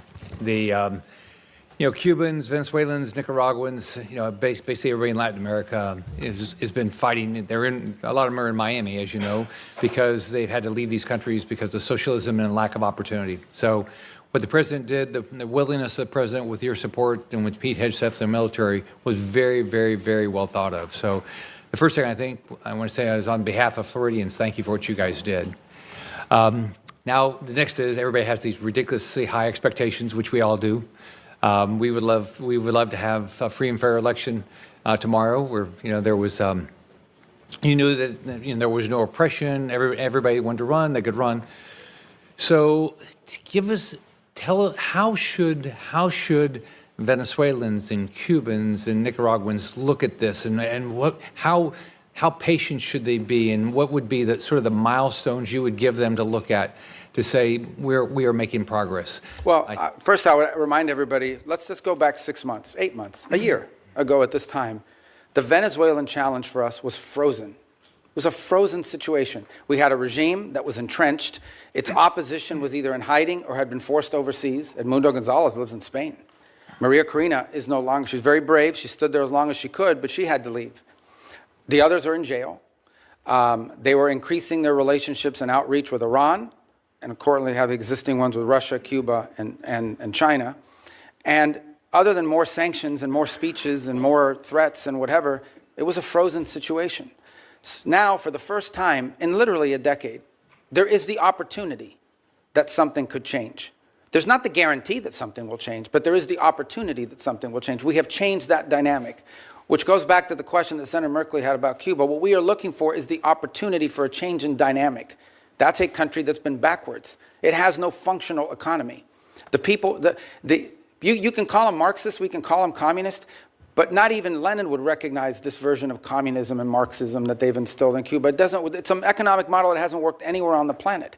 The suffering in the rural areas of Cuba are acute and they're deep. And it's not because of the embargo. It's because they don't know how to run an economy.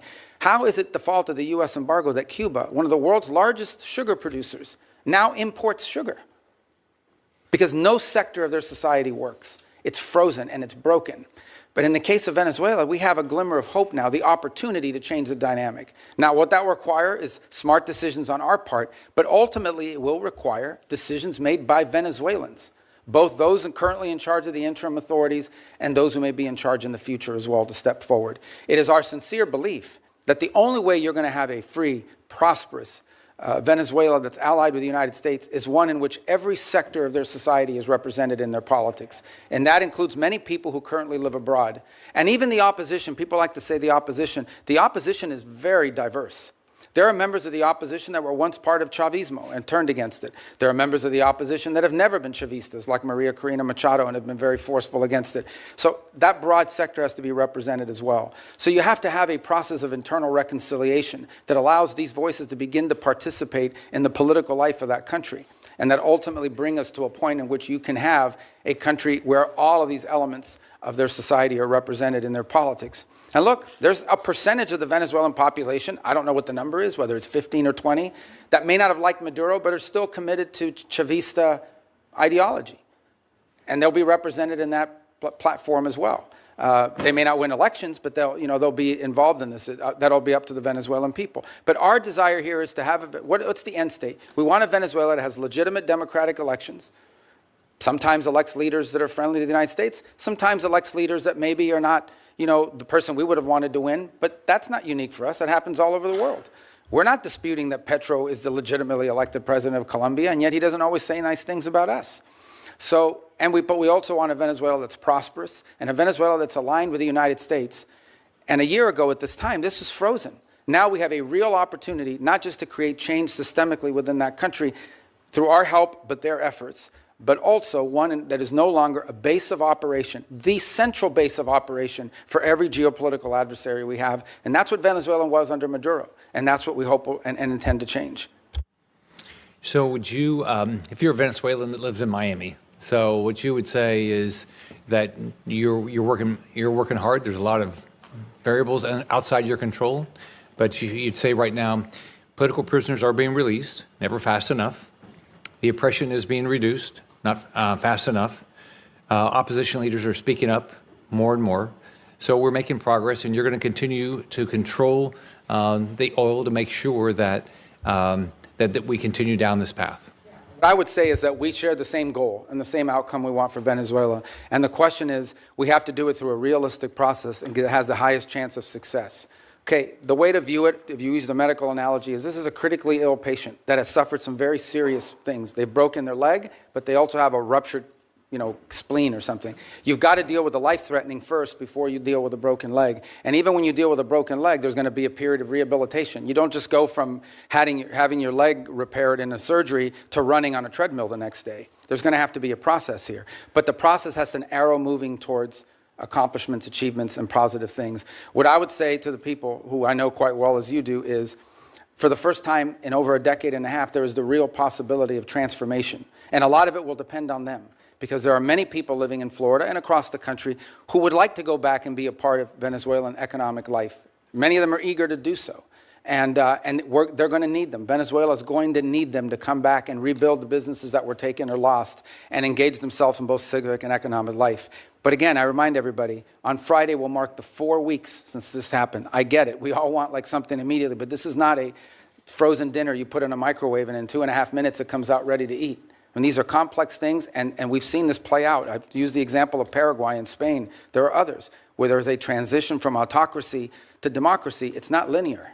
It's, in some cases, there are ups and downs along the way, but it's trending in the right direction so far, with the recognition that more work needs to be done. Thanks for your hard work. Senator Booker. I just want to start by saying what's plain, frankly, be plain to Senator Rubio and plain to members here, is that it should not have taken this long to have this hearing. Fundamentally, we have a crisis, I believe, in our democracy right now, which is the failure of Congress to do its job, to provide checks and balances, oversight, to provide the kind of constitutionally mandated work that we should be doing to keep a balanced government. We have operations right now that are literally costing the American taxpayer tens of millions of dollars a day.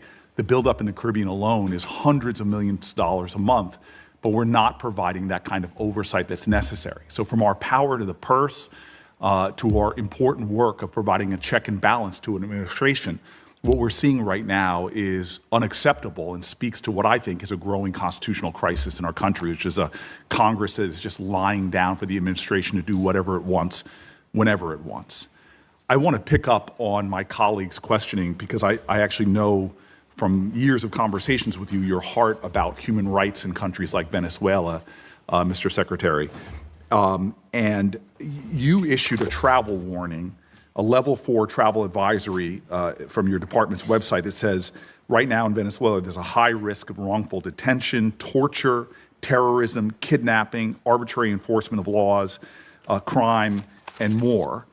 And when we hear from the president that he is in charge, that you all are running this government to that extent, I have a lot of concerns when it comes to the rampant human rights violations that are persisting. Cabello is Maduro's key hardline enforcer. He's continued to intimidate and suppress Venezuelan voices. He remains in control of Venezuela's security forces, security services, the colectivos. We're seeing extraordinary examples that the constant oppression of the people is continuing as these folks are remaining in control of the country. So I just want to know what is the plan to address in a much more aggressive manner these severe human rights violations and to try to stop these armed militias. Because if we are doing things to stabilize their government, if we're turning over resources and money to the very groups that are creating these horrors, that seems to me against America's values, and it seems to me something that is should be unacceptable to Congress on both sides. Yeah, well, absolutely. The Venezuela I described that we want to see emerge from this is one in which none of that is happening. If you think about travel advisories are us imagining worst-case scenarios. We have a duty to warn American citizens when they travel to a place that does have a history of Americans being arrested, of Americans being taken. And they may be taken by a deliberate action of a government or entity related to the regime. They may be taken by criminal gangs that control parts of that society. For example, they have these colectivos, as they're called, which basically are these armed motorcycle gangs that are allowed to act with impunity in return for their support for the Maduro regime in the past. You have the ELN and the FARC and other drug trafficking organizations, including Tren de Aragua, that are involved. Again. So these are real risks that we have a duty to warn Americans, because here's what we didn't want to see, and I don't mean to interrupt you. We have this announcement that Maduro's been taken. All of a sudden, people conclude, oh, he's gone, let's flood over there, let's all go over there, and we could expose people to dangers. But this is the hypocrisy that I see. At the same time that you're issuing these human rights cautions about what's going on there for Americans, you have a president that's lifting temporary protected status for Venezuelans. Many of them are individuals that have lived in our country for years, if not decades. When I hear from the Venezuelan community, I hear an outrage that at the very same time that you are affirming here that these armed militias are running around suppressing voices, we have an administration that has said very clearly that they're not only going to be lifting temporary protected status for Venezuelans living in the U.S., but instead of protecting longtime American residents, they are, quote, the administration is putting people back on deportation flights and sending them into that madness. Does that make sense to you? Well, first of all, the travel advisories for American citizens traveling there and the threats posed to Americans. What you're describing why lift temporary protected status? Well, the problem with temporary protective status was it was granted to so many people in such a vast numbers so quickly without proper vetting by the previous administration that there's a real concern that there were gang members that had received TPS simply because of the nation they came from and the time in which they came. It became so big and so massive. The overwhelming majority of Venezuelans are not members of Tren de Aragua, but there were Tren de Aragua and other criminal elements embedded in the TPS system. And the numbers were so large that the administration felt it had to cancel the program in order to appropriately vet it through on the individual cases. Excuse me, Mr. Secretary, this might not surprise you. I don't trust this administration and the way they use terms like terrorist. I've seen them calling American citizens domestic terrorists who are people trying to peacefully protest. The problem we have right now is the administration continues to make policies that seem to contradict their words, and yet we don't have a process in place for Congress to do its job because people are not calling folks in for these hearings and not providing the kind of oversight that we need. It is very frustrating to me that we still have a repressive regime in power in Venezuela suppressing human rights, yet we are cooperating with them, we are funding them, and we're not calling out the ridiculousness of the violence that's going on there. At the same time, we're taking people who have lived in our country for years and years and years and sending them back into that hell where they can be targeted, where they can be abducted, where they can be held for hostage because they know they have American family members that are still here. This is a situation ripe for where we are being complicit in continuing human rights violations, and that needs to stop. And I thank you. Just on 2 points. We're not cooperating with them to continue doing what they're doing now. We're cooperating with them to transition away from what's happening now.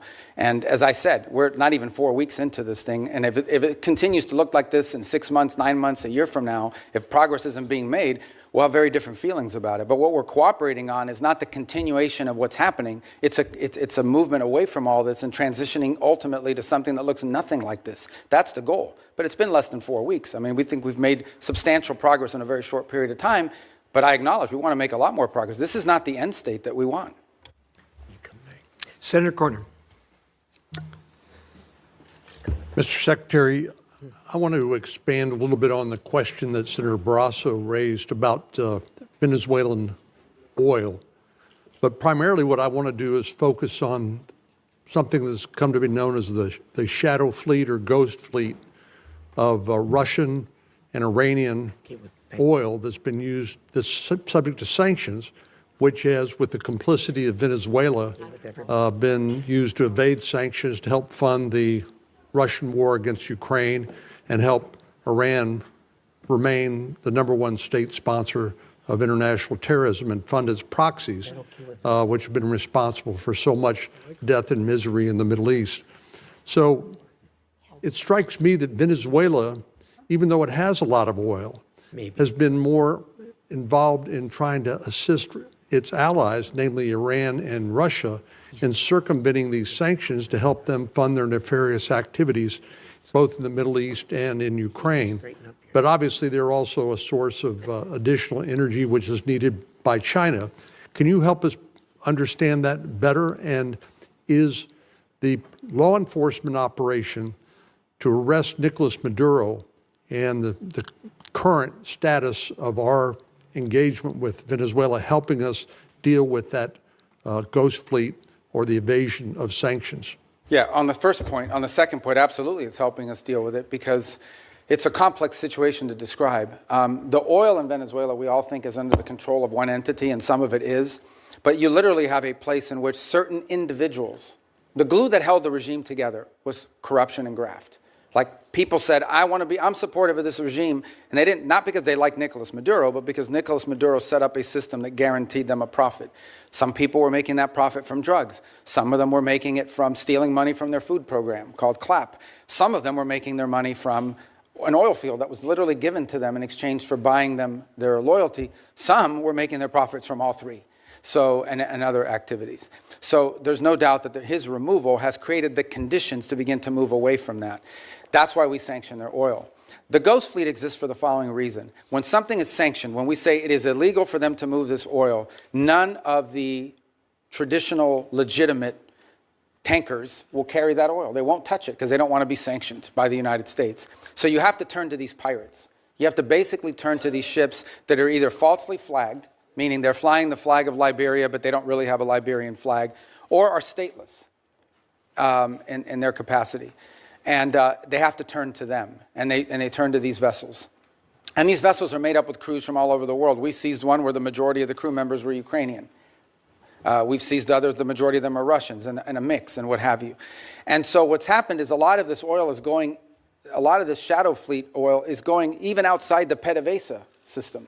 And those are the ones that we have now been seizing as well as the ones that are involved outside the PDVSA system. Our goal is to rope all of this illegal oil into a channel that goes into this account that ultimately goes to the benefit of the Venezuelan people.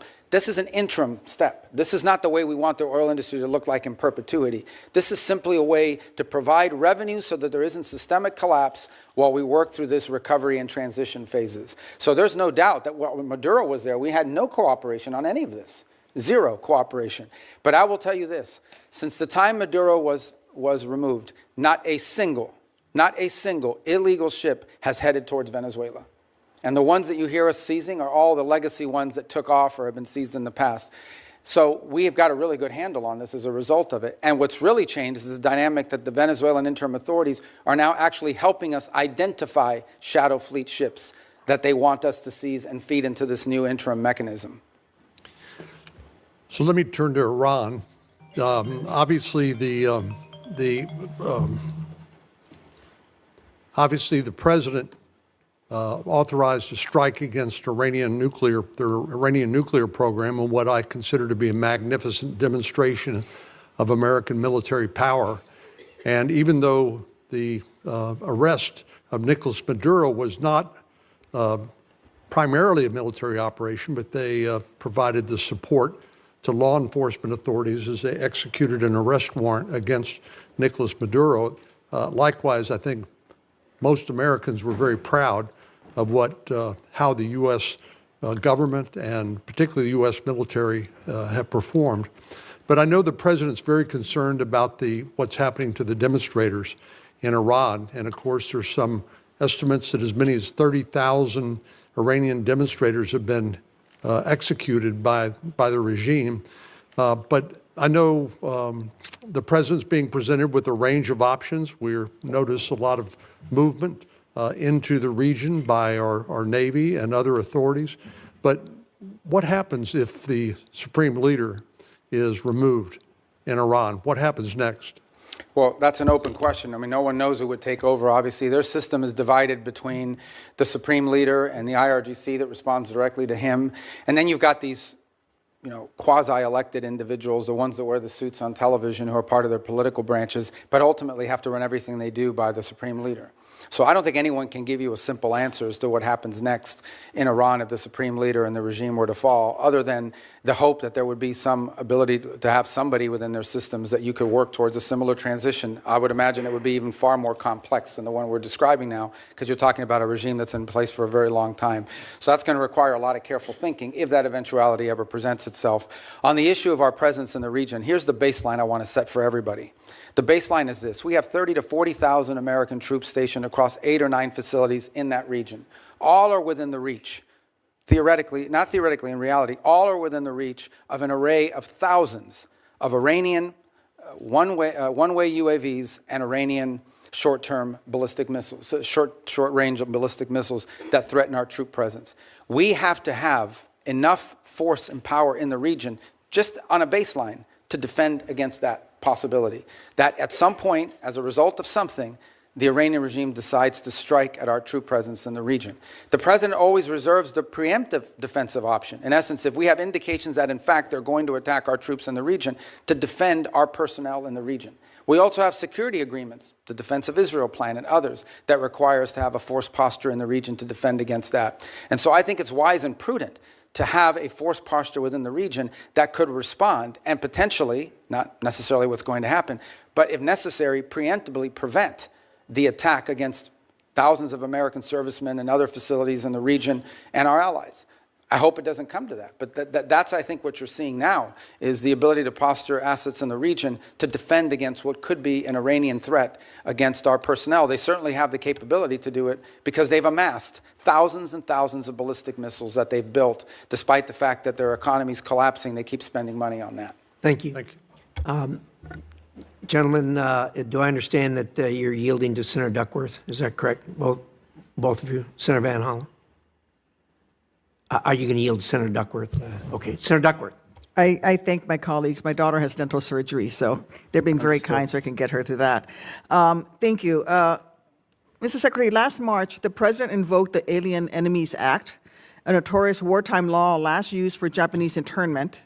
He said that he was responding to the Maduro regime's supposed invasion or other acts of war against the United States. But in recent weeks, you, the Department of Justice, and our friends across the aisle have repeatedly said that we are not at war with Venezuela. Secretary Rubio, if that is true and we are not at war with Venezuela, will you advise the president to rescind his invocation of the Wartime Alien Enemies Act? Well, that was a mechanism to remove people from our country that prevent grave danger. So, for example, we know for a fact that Trinidad Agua is a very dangerous gang. In fact, I believe, if I'm not mistaken, I may have been the first member of Congress. This is a wartime act, Mr. Secretary. Well, are we currently at war with Venezuela? No, we're not in a state of war in Venezuela. Okay, the Supreme Court has described the Alien Enemies Act as a wartime power, our Supreme Court. And before now, the Alien Enemies Act was only invoked during the War of 1812, World War I, World War II, when it was used to intern thousands of innocent civilians. Are you really arguing that the president should be able to wield an internment law? No, but we're talking about two separate things here. So you're talking about the state of Venezuela or are describing the regime. And we're talking about, but what the president designated. Invoked the Alien Enemies Act. I know, Senator, but let me be clear with you. No, but what the president was talking about are these gangs that have, and these narco-trafficking groups that are waging war on the United States. There's no doubt. These groups have waged war on the United States. They have waged, for example, Trinidad Agua is not just a criminal gang presence in our street. It is a criminal gang directly responsible for narco-trafficking. The Trump administration has acknowledged that the vast majority of the men it rounded up and deported to torture under this law had no criminal records whatsoever. We didn't torture anybody. Over 75%. Who did we torture? We haven't tortured anybody. We've arrested people that are members of gangs and we've deported them. We don't want gang members in our country. Investigations have found that many of the men were here legally. If the administration is willing to lie about who it's targeting under this law, what protections do totally innocent people have against abuse? Again, I want to ask you, will you advise the president to rescind his invocation of the Wartime Alien Enemies Act? No, of course not. I mean, these are people that are threats to the national security of the United States. But I've described this in hearings in the past, including before you guys. So you're saying that we're at war? We are absolutely. When it comes to narco-trafficking groups and criminal gangs that are targeting the United States for criminal activity. We're in a state of war. There's no doubt about the fact that we're confronting them in a warlike setting because they're waging war on us. And do the Geneva Convention They're waging war against us and they're enemy combatants as a result of it. And the fact of the matter is that we are confronting these irregular groups, and that's one of the great challenges of the new century in this hemisphere in particular, is that these non-state actors who possess state-like capabilities in terms of their weaponry pose a grave danger to the United States. I don't think any American would dispute that we have cartels that pose a threat to the national security of the United States. With all of the other laws of when it comes to warfare. I mean, you're saying that he can invoke this wartime power. No, I'm saying, you're asking me, I'm here to discuss foreign policy and what's in the realm of the Department of State. Well, I think your questions are better directed to the Department of Justice. Enemies Act, but I would tell you that. Which is a wartime, which is something that but you're asking me a question that can be invoked during wartime. But you're and it's asking only me a been question invoked during the War of 1812, World War I, and World War II. You're it's only been invoked me a 3 times, and this president is invoking it. Okay, you're asking me a question about the domestic application of a law that's best directed to the Department of Justice. No, it is because you're asking me something to opine on something that's in the realm of the Department of Justice in terms of its domestic application. I can tell you that the United States is most certainly confronting terrorist and criminal organizations operating in our hemisphere that pose a grave danger to the United States. Anyone who believes that gangs that flood our country with fentanyl or cocaine are not threats to the United States is not living in reality and certainly does not reflect the opinion of most Americans. The president already said that he was ready to put American troops in Venezuela again. So we're at war right now.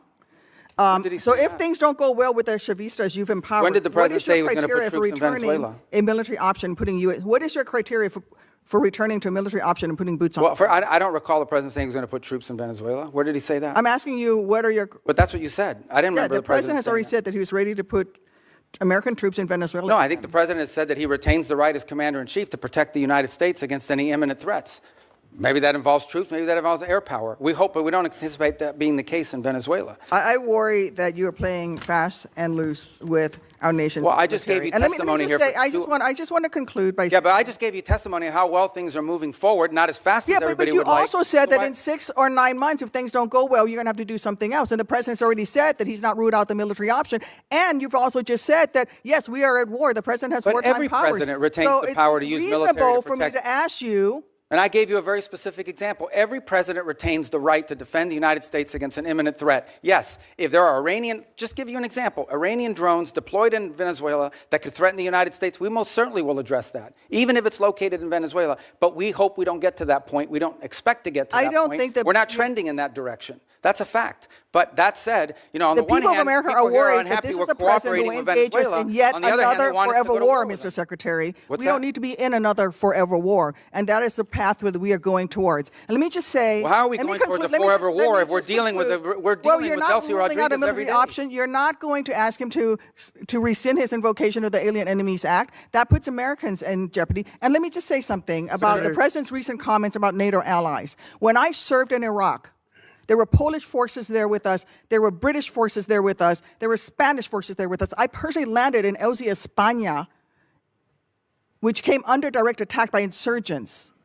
Polish troops who have worked with the Illinois military, with the Illinois National Guard for 30 years, died in Afghanistan, Mr. Secretary. All the president wants is for NATO to have more capabilities. Our NATO allies have stood beside us. He wants our allies to have more NATO. We need to maintain the strength of that alliance. I get it. All the president wants is our allies. Your time's up. Not making much progress here. Well, let me just say, the president just wants our allies to have more capabilities to be involved in operations like that, God forbid, in the future if necessary. That's not an unreasonable he said request. That they stayed a little behind, and they certainly did not come to our defense. And not every country in Europe, not every country in NATO participated in those missions. Some did. Denmark suffered some of the greatest military casualties. There's no doubt that many of our allies have stepped forward and provided assistance to us, and there are many others that simply don't have the capability to do it now or in the future. That's not what the president said. Senator Lee Lee was pointing to. Thank you, Mr. Chairman. Thank you, Secretary Rubio, for being here. I also want to thank you for reaching out to me the night of the execution of the arrest warrant against Nicolas Maduro. I could tell when we talked that you had been up all night, and it was kind of you to reach out to me and describe what had happened that evening. I've long been a believer in the fact that the United States has been abundantly blessed by geography. God and nature's God have blessed the American continent with two vast oceans, one to our east, one to our west, that have protected us from the old powers of other parts of the world. We should use those to our advantage. At times in our past, we have somewhat neglected the Western Hemisphere in recent decades, and I'm pleased that you and President Trump have been refocusing on the Western Hemisphere. As we look at burden sharing in other parts of the world and pivot some of this focus back to our own hemisphere, tell me what that looks like. Tell me what it looks like to orient some of our burden sharing toward our own hemisphere. Well, I think you're seeing some of it now. Look, our hope is eventually not to have a military presence of the kind you've seen in the Caribbean to deal with this very acute matter. But the truth of the matter is that it was surprising in the first place, right? If these ships and these assets were deployed in the Indo-Pacific or in the Mediterranean or in the Middle East somewhere, no one would blink an eye. They say, well, that's normal. That's what we always do. The fact that they were deployed in the Western Hemisphere was a shock to everybody because we haven't done it. In fact, according to Southcom, they've rarely have ever had assets permanently deployed to them. They may have been transiting through at some point, but not permanently deployed to deal with a very acute matter. And that is, and these are, these things become interrelated here at some point, but they are separate in many ways. And it's part of what I was trying to explain to Senator Duckworth. We have a real reality in our region of these transnational criminal terrorist organizations that in many cases possess weapons that you ascribe to a nation state, not to a gang, who pose a grave threat to the national security of the United States, but also to the stability of the region. If you walk through the region, what is the primary threat in Colombia? Transnational criminal organizations. What is the threat to Mexico? What is the threat to the Caribbean basin? These groups have to be confronted. They have to be confronted forcefully. What's the threat in Haiti? To systemic collapse. And that is these criminal gangs that basically control territory and threaten the ability to even form a government there in that regard. So it's endemic throughout the region, and it ultimately impacts the United States through mass migration, through drug trafficking, and other related criminal organizations. And so we need to have a force posture that can confront that, and that can provide assistance in conjunction with other partners. We also need more countries that are willing to cooperate with us and collaboratively work on these things, the way Ecuador is now doing, the way El Salvador has done, the way Trinidad and Jamaica and other countries, the way we historically have done with Colombia, by the way, and continue to do in many respects. So we hope Venezuela will be one of those. Imagine if a future, or even the current interim authorities, or a future legitimate government of Venezuela cooperated with the United States against Tren de Aragua, cooperated with the United States against the ELN, the FARC, and the drug trafficking organizations, how much easier it would be to confront these challenges that we face. But it will require some force posture in the region. I think the one area, if your question is in the context of NATO, the one area we have to recognize is that we need to have a presence in the Indo-Pacific. Many of you travel overseas and are constantly being told by our Indo-Pacific allies they want to see a sustained commitment of the United States to the region. We still have obligations and needs that we need to address when it comes to the Middle East. We have a growing threat of the rise of terrorism potentially in the African continent. And then, of course, you point to the Western Hemisphere. So that doesn't mean we're abandoning NATO or abandoning Europe. It does mean that we are going to have to, at some point, readjust our force posture in the world to deal with all of these realities. And as a result is why I keep making the point, the stronger our allies and more capable our allies in NATO are, the more flexibility we'll have to do that. We'll still be there with our assurances. We'll still be there with our presence. We'll still have some of the largest military deployments in the world will be in Europe with our allies. But we are going to need some flexibility to do this over time. And we've told this to our allies, and we told them there'll be no surprises. And most of them understand it. Frankly, they do. And that's why they're moving very quickly in many cases to rearm and reinvigorate themselves. Over the last 5 to 10 years, we've seen China gain pretty significant footholds by historical standards in South America, in Central America, in parts of the Caribbean.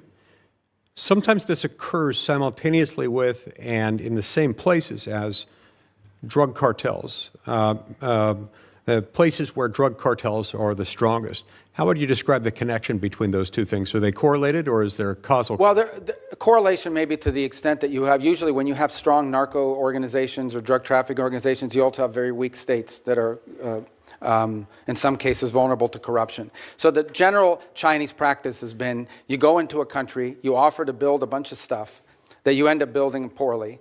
And to get that contract, you do it as a market share thing, not because you can make money off it, but because it puts you in place at the expense of everybody else. You sometimes have to bribe people locally in order to get that, and it gives you a foothold into that country and allows you to expand into other sectors.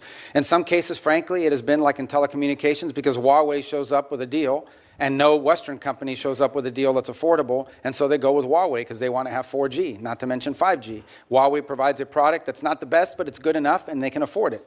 And it's subsidized by the Chinese government. So we've seen that play out in place after place. It became quite acute, for example, in the Panama Canal Zone, where a Chinese company ended up owning both ports on the Pacific and on the Caribbean side and Atlantic side of that canal, which is of grave concern to the United States. So I do think you've seen their presence, largely through economic means over time, create leverage over nations in the country who become emboldened and either trapped in debt traps or trapped in bad contracts they can't get themselves out of, and always in sectors that are valuable to China that include rare earths and critical minerals, energy, and infrastructure. Senator Schatz. Thank you. Thank you, Chairman, Ranking Member. Secretary, good to see you again. I want to ask about the oil. Under U.S. law, funds received by the government must be deposited with the Treasury. Earlier, you testified that the funds are being held short-term in Qatar and then will move to a Treasury-blocked account. What is the statutory authority for the administration relying on Qatar to hold the funds? It's not our funds. The funds are in an account that's owned and signed. It's an account that belongs to Venezuela, but it has U.S. sanctions as a blocking mechanism on it. And one of the primary reasons why it was in a third country initially, until we could create the mechanism to move it to a U.S. presence, is twofold. One, we have an issue we're working through on recognition. What is exactly, you have to recognize a government, but we don't recognize this government. We recognize the 2015 National Assembly. So we have to find some creative way legally to meet that standard.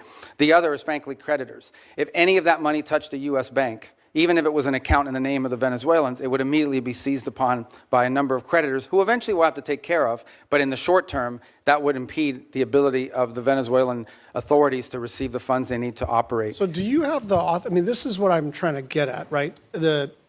Either it's American money, in which case it's subject to the Miscellaneous Receipts Act, and there are all kinds of things that attend to that. You're saying it's Venezuela's money, but it does sound like, according to the EO, according to the president's statements, you are in charge of that money.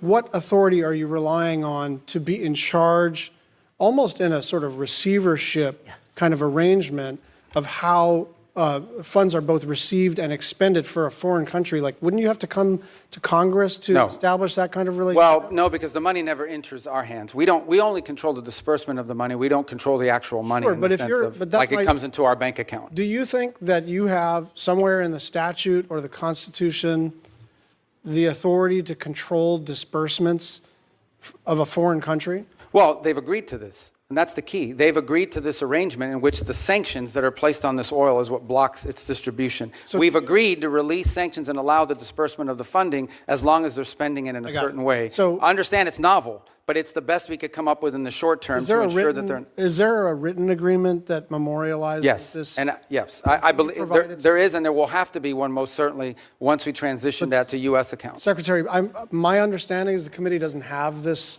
agreement. Well, I can- If we do or we don't? Yeah.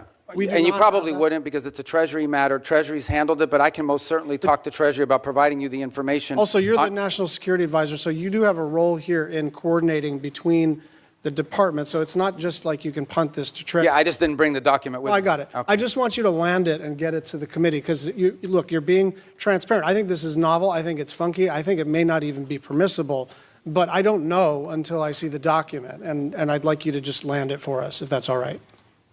Yeah, no, like I said, and by the way, by the time I get it to you, hopefully we won't even have that account anymore. It'll be in a bit more traditional, where we can use our sanctions as leverage on how the money's being spent. You're just going to move on to a couple of other issues. Your comments that Havana should be concerned about the Maduro operation is fueling speculation that this administration will turn its sights to Cuba next. Will you make a public commitment today to rule out U.S. regime change in Cuba? Regime change? Yes. Oh, no, I think we would love to see the regime there change. We would like to, that doesn't mean that we're going to make it change, but we would love to see it change. There's no doubt about the fact that it would be of great benefit to the United States if Cuba was no longer governed by an autocratic regime. But you know what we mean by regime change. We don't mean, I wish someone else were in charge. When we talk about regime change, we're talking about using the power of the United States, usually kinetic power, but often other kinds of coercion. And I'm not even saying that that's always not in our interest. I'm just saying, I'm not asking you whether we would prefer a different kind of government. I'm asking whether you are trying to precipitate the fall of the current regime. Yeah, but that's statutory. The Helms-Burton Act, the U.S. embargo on Cuba is codified. It was codified in law, and it requires regime change in order for us to lift the embargo. Okay. We have not received any information on the Board of Peace. Do you commit to informing us about what the heck this is? Yeah, it's Okay. a Board of Peace. Thank you. Well, I mean, I'll just note that Albania, Armenia, Azerbaijan, Bahrain, Belarus, Bulgaria, Cambodia, Egypt, Hungary, Indonesia, Israel, Jordan, Kazakhstan, Kosovo, Morocco, Mongolia, Pakistan, Paraguay, Qatar, Saudi Arabia, Turkey, UAE, Uzbekistan, and Vietnam. There are a lot of countries with whom we normally work very closely and with whom we are aligned geopolitically and in terms of values that are not on the Board of Peace. And so I think it's reasonable for us to wonder whether something in terms of a, I don't know, competitive structure to sort of either undermine the UN or circumvent the UN. I just worry that a lot of our friends are not on that list, and some of our adversaries are. So to 2 points. The impediment that they have is, first of all, it was chartered by the UN. I mean, the UN, it's a UN resolution that actually created the mechanism by which the board was set up. And the primary and sole focus of that board right now is to administer phase 2 and phase 3 of the plan in Gaza. Okay. And we welcome, all these countries have been invited. Some in Europe have chosen not to join it, either because they have constitutional, they require constitutional approval of their parliament in order to join, depending on some leaders. Like, for example, I'm thinking there are a couple countries in Europe that could not join until they got permission from their vote. In other cases, because they are concerned about what you just pointed out, they argue and they want to know, is this a replacement for the UN? This is not a replacement for the UN, but the UN has served very little purpose in the case of Gaza, other than the food assistance. Can I just and move so we on think it's to- critical to have something that's in charge of that. One final 10-second question. We are hopefully about to enact appropriations law either this Friday or soon after that. And I just want your commitment to work with my team and anyone else who has jurisdiction on the implementation of the SFOPS bill. Yes, of course, and we're very happy you're about to pass it. Even if you pass none of the other budgets, you should pass that one. Thank you, I agree. You could have gone a little further than that, Secretary. Senator Curtis. Thank you, Mr. Chairman. Thanks, Mr. Secretary. Thank you for your service. You and I overlapped in the Senate by only a couple of days, and as a result, I've only had the luxury. Those were my 2 best days in the Senate. As a result, I've only had the luxury of watching you from a distance, but I will tell you unequivocally, I'm grateful for your role. I believe unequivocally that you and President Trump have made the world a safer place. I push back on the false narrative that we're not respected. I think we're respected far more than we were around the world, and so I'm grateful for that. I don't know how you get around the world the way that you do. You must have some type of superpower, and I'm grateful for the time you've spent with us this morning. Now, all of that said, I do have a basic concern that I'd like to raise with you. I now chair the Western Hemisphere, which you previously chaired, the subcommittee. And I'm often struggling to get briefings, clear information, or meaningful cooperation from the administration and the State Department. Let me give you 3 specific examples. I suspect most of these are out of your visibility, so I want to bring them to your attention. Senator Kaine and I, who's the ranking member, tried to do a hearing on Venezuela late last year. We were told the State Department would not participate in that hearing. I'm trying to put together a hearing right now on the prioritization of the Western Hemisphere, which I think would be very helpful to the administration, and we're struggling to get the State Department to participate in that. I couldn't get a briefing on the drug boat operations until the Kaine war power resolution, and then all of a sudden we got a briefing, but I didn't get that because I was the chair of the Western Hemisphere.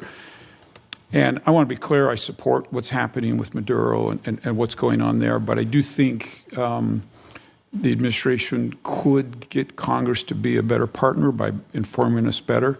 And from my perspective, I'm struggling to see that, and I would ask you, if you were the chair of the Western Hemisphere, would you be okay with that from the State reaction like that from the State Department, and what would you suggest I do? Yeah, no, look, I think one of the challenges we face, particularly on Venezuela, on the prioritization on the Western Hemisphere, you'll get that briefing. I don't know why they said you haven't been able to get it, but we can figure that out pretty quickly. But I would say both on Venezuela and the drug boat operation, here's the challenge that we face. This is a committee, as you said, I was there for many years, that has oversight over the State Department. The drug boat operation, which I support, but is not a State Department operation.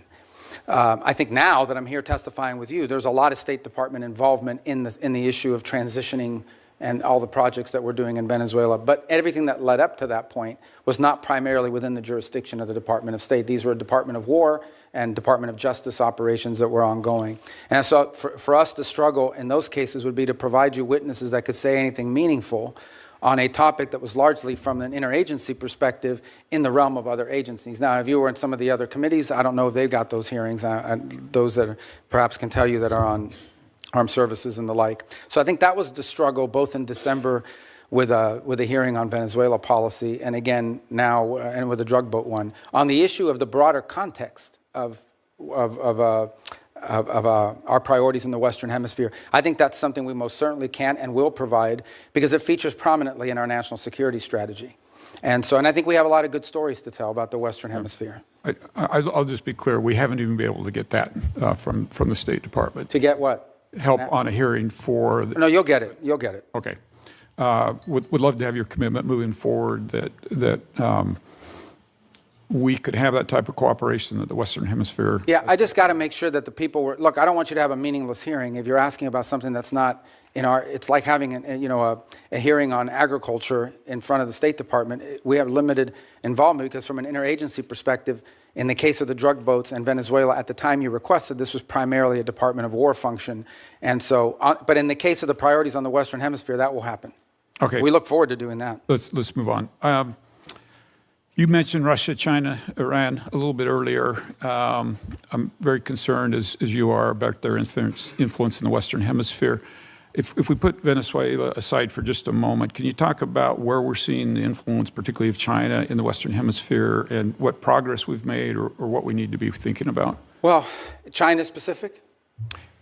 All of them are important, yeah. but specifically on China. I mean, look, when Iran and Russia In Iran, their primary foothold in the region was Venezuela. Let me just put that up front. And it involved more than just selling weapons and all this other stuff. I mean, in many cases, there's clear evidence now that they were providing passports, Venezuelan passports with false identities to people who operated on behalf of both Iran and Hezbollah. And so deep concerns about that, and that needs to stop and end. In the case of Russia, their primary presence of influence in the region is Venezuela and to some extent Nicaragua and Cuba, which is where they operate. In the case of China, they do have a presence in Cuba. They have this debt relationship with Venezuela, where they were basically taking Venezuelan oil as payment on debt, and then they were reselling it at a huge profit because they were buying it on discount. That is now obviously ended. And if their debt is legitimate, a future Venezuelan government will have to address it and deal with it as part of a broader restructuring of their debt. But in the short term, that is now ended. But the primary way that China plays in the Western Hemisphere is through commercial relations. They engage themselves in a country. They're very interested in telecommunication. They're very interested in building and controlling key infrastructure. They're very interested in critical mineral rights. And they've secured many leases for many years because of neglect on our part in allowing them to do that. And it's given them leverage and a presence in many of these countries. I will say that I think that influence in our hemisphere has eroded over the last year. For example, Panama left the Belt and Road Initiative. We have new leaders in Chile, in Peru, in Paraguay, in Chile and in Honduras that have expressed a strong desire to realign with the United States and our priorities. And we have great relationships with Argentina, Paraguay, and other countries in the region who are also very cooperative. And we've had great cooperation from the Panamanian authorities as well, including a case before the Supreme Court. I don't know if the final has been submitted that could lead to the eviction and removal of a Chinese-controlled company that controlled both ports at the Panama Canal. Thank you. I wish we had more time. I'm out of time. I yield. Thank you. Senator Van Hollen. Thank you, Mr. Chairman. Mr. Secretary, I want to discuss corruption in the White House and its intersection with our foreign policy. The President and his family have used the office of the presidency to pocket $1.4 billion plus since he was sworn in.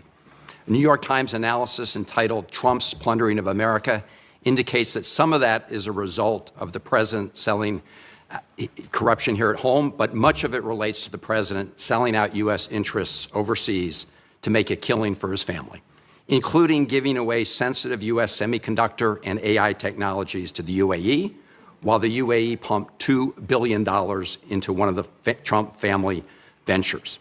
And then there are all the other Trump deals that are intertwined with tariff or foreign policy matters. Golf courses in Saudi Arabia and Vietnam, Trump hotels and office buildings in other countries. And of course, there's the $400 million jet from Qatar. The list goes on and on. By any measure, this is the most corrupt administration in American history.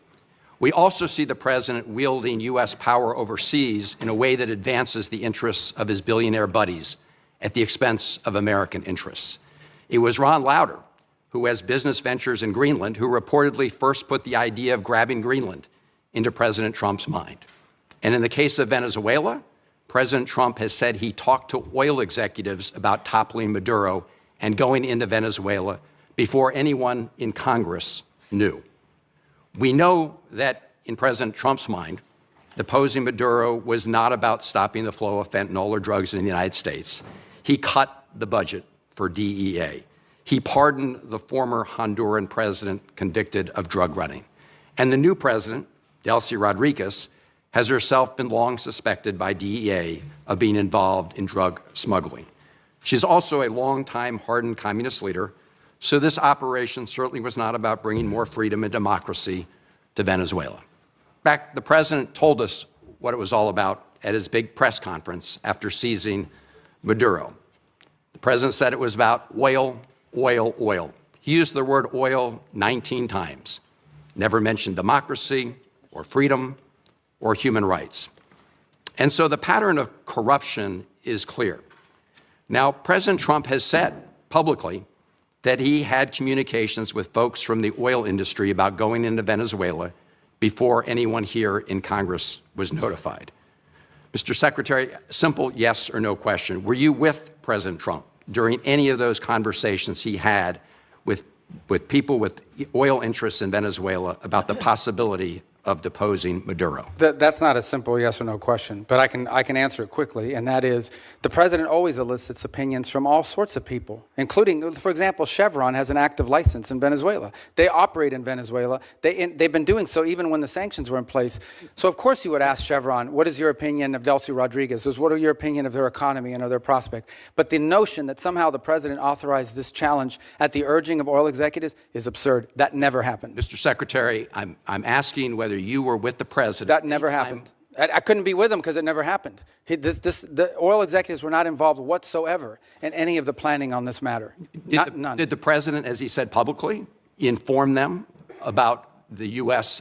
operations? I think all of those executives learned about this operation the same time everybody else did. Well, President Trump has said the opposite in public. No. Yes, he has. I mean, he said it. I think it was aboard Air Force One on an airplane. It's on public record. You can take a look. Look, Paul Singer, who you know, gave $8 million toward Trump's 2024 campaign. Conveniently, through his hedge fund, he's acquired Citgo out of bankruptcy, which is suddenly very, very valuable. Did you or President Trump have any communications with Paul Singer about Venezuelan oil in the months leading up to the military action in Venezuela? I can tell you I did not, and I would be very surprised what the president did in that regard. And in fact, that Singer position that you've outlined, which is not just him but other creditors, was actually was blocked. We don't want to see. It's one of the reasons why we had to do this account in a third country in the interim, is because we don't want it to be something that's picked apart by creditors. I appreciate that, and we'll monitor it carefully. There's also Vitol. They've been given a license for Venezuelan oil worth about $250 million. Vitol's senior partner, John Addison, gave $6 million to the Trump-aligned PACs in the last cycle. And the list goes on, Mr. Secretary. And I have to say that when you have the President of the United States himself, after taking Maduro, get up and say this was about oil, it does make all of us ask the question whether he put men and women in the U.S. military at risk simply so he could grab that oil. Well, that oil, yeah, and I don't know if you were here. I think you were here the whole hearing. I don't think you had left. Number one, the only reason why we use Trafi and Vitol is simply because in the short term, we had to move 50 million barrels of oil that were stuck. And Venezuela needed to turn that into cash so that they wouldn't have systemic collapse. And the fastest way to do it in the short term is for the traders to do it because that's in the business that they're in. That is not the permanent structure. The permanent structure we want to see is a normal oil industry where it's sold directly. You know, companies have licenses down there, they have an arrangement to pay royalties, and they move the oil directly to their refineries or sell it in the global market, not through middlemen. Yeah. The only reason why they were used in this instance is because we had an acute short-term problem, which is how do we provide funding from their own revenue, not ours, to keep their government afloat. So in essence, we allowed Venezuela to use their own oil to generate revenue to pay teachers and firefighters and police officers and keep the function of government operating so we didn't have systemic collapse. But that system with those traders, that is not the long-term plan here at all. My only point, Mr. Secretary, is those folks who gave a lot of money to the Trump campaign have done very well as a result of what's happened. Thank you. Thank you. Senator Daines. Secretary Rubio, good to have you up here. I just returned from India, had a chance to visit with leadership there as well as spend time with our new ambassador, Sergio Gore. He's off to a great start and very profitable visit. Hope to debrief in it soon, if I might. By the way, I think if we were to pick an MVP of the West Wing, Secretary Rubio, my vote's for Marco Rubio. So we have a lot of MVPs, don't we? I know you do. I know you do. But we get a vote on one. I think you've done a great job with this first year. Very proud to claim my former colleague and now our Secretary of State. Secretary Rubio, as you've noted, there are numerous reasons and good reasons why the U.S. is the arbiter of Venezuelan petroleum sales. With the new export sales framework, the Venezuelan government is now looking to other options to reimburse some of our adversaries, Iran, Russia, as well as Iran's proxies, to include petroleum byproducts, which contain valuable minerals and so forth, flexicoke. Has the administration considered expanding the export controls to additional petroleum byproducts? Well, I'm sure we would, except that I can tell you a couple things that are happening. They have, in essence, represented to us, and we have seen in action in the work that they're doing directly with Secretary Wright, who's handling this portfolio on a daily basis. He has a deep historic and career knowledge of this field. is that on all of these things regarding natural resources, their preference and their partner of choice moving forward will be the United States and Western companies, that's what they intend to do. As a point of example, and I said this earlier in the hearing, you may not have been here, today they used to get 100% of their diluent. To have very heavy crude, and so it has to be mixed with light crude in order to make it, refinable and movable. And they were getting 100% of it from Russia, primarily because of sanctions. They prefer to have ours. Why? Number one, it's closer. Number two, it's higher quality. Today, 100% of that diluent is coming from the United States. They were involved in a very complex gold market in which they were mining for gold and silver, and it was being exported almost entirely through Turkey. And we believe the Iranians were using that as a laundering operation for themselves ultimately as well, potentially. And certainly know that they had an interest in the oil industry as well. We are on the verge of a process in which that will be sold through U.S. markets in a legitimate way that won't go to finance and support. I think we'd like to apply that model to various things. But the end goal in all of this is, number one, not to spend any American money, and number two, for Venezuela to have a normal, legitimate economy that's not benefiting cronies, that's not benefiting corruption, and is not benefiting our geopolitical adversaries. So far, the interim authorities have expressed a desire to cooperate with us on all of these fronts. You identify an area you want to work with, they say yes. And we're making progress on all of it. We've faced no impediments to date in regards to expanding that relationship. Yeah, thanks, Secretary Rubio, thank you. And maybe we'll talk with Secretary Wright. We think there may be some workarounds in terms of what's happening there with some of these petroleum byproducts. We call it Flexicoke, it has vanadium in it, and something we could talk with Secretary Wright, which absolutely would be something they're trading right now to our adversaries like Iran, Iranian proxies, as well as the Russians. But thank you, and we're off to a great start, as you say. We're playing a long game here, and you're playing it very, very well. I want to pivot now to EU energy. I chair the subcommittee here in this committee for Europe. Next, we're going to have a hearing. We're looking about having a conversation on EU regulations that are hindering energy security, that's benefiting now, of course, the Russians and hindering the development of alternative supply chains. Mr. Secretary, here's my question. As Russia continues its war in Ukraine, how important is it for Europe to develop a pro-energy posture to ensure they have energy security? Well, I would argue that one of the reasons why we have a war in Ukraine is because Russia thought they could get away with it because of how dependent Europe was on them for energy. And they felt there's no way the Europeans are going to come hard at us because they're too dependent on us for energy. So I think most certainly it served as a contributing factor to the war happening, among others, obviously. The second point is the point the President's repeatedly made. We love Europe. We want Europe to be strong. We share a lot of common bonds, both through history and culture and also through our alliances. And part of our concerns is that Europe is becoming increasingly vulnerable when it comes to their energy supplies. Increasingly vulnerable both for domestic economic growth, which will allow them to sustain investments in defense and be more reliable partners, but also vulnerable to Russian oil and other things of this nature. So we are concerned, though it's not our decision to make, we are concerned that EU policies in general are leaving Europe more vulnerable at a time when they should be getting stronger in their ability to resist pressure from both Russia and China. Secretary, thank you. And we hope to have that discussion next week at the subcommittee level. Last question is back to one of my favorite topics, back to Central Asia. We had a great dinner at the White House with the 5 Central Asian presidents that you were at, President Trump, as well as Vice President Vance. I had an honor to be there with you all. They're making a major shift right now in terms of having a closer diplomatic and economic relations with the United States. That all fits in part of the geopolitical puzzle, which relates to energy supply as well. Here's my question. How important is it that we end these Jackson-Vanik trade restrictions as it relates to our relationship with Central Asia? And for background here, Senator Murphy and I are co-sponsors of that bill. We hope to actually get this done and on the President's desk. It's an ancient Soviet-era restriction that is not relevant at all, but frankly is hindering our relationship with these important Central Asian. Yeah, no, we agree. We agree, and that, like I said, one of these areas that you've been focused on for a long time. Ambassador Gore, that as you know is in India, is also an envoy to these 3 countries, just came back from Tajikistan a couple days ago. So I think that absolutely we would like to see that because it would allow us to do even more. Yeah, great. Thank you. Chairman. Thank you. Senator Rose.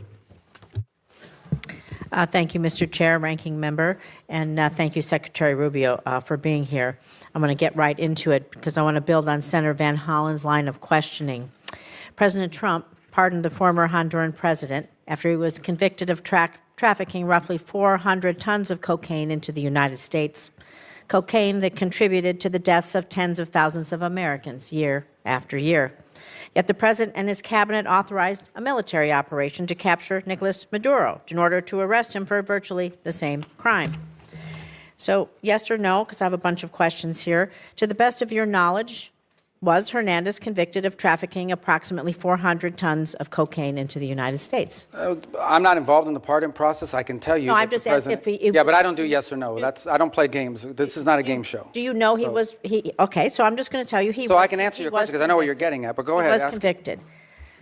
I know. The president Agree felt with- that he was unfairly treated. I can't give you much insight because I'm not involved in the pardon process. Would you not concede? Can you not understand how the American people and how the world are clearly going to be frustrated by the hypocrisy of this when one man is convicted and pardoned and another man captured, and how it undermines the United States' credibility on the world stage? No, but the difference is that, again, I can't opine on the specifics of his case because I wasn't involved in the pardon, but he was not a sitting office holder. He was not even the president of Honduras when that decision was made, either to convict him.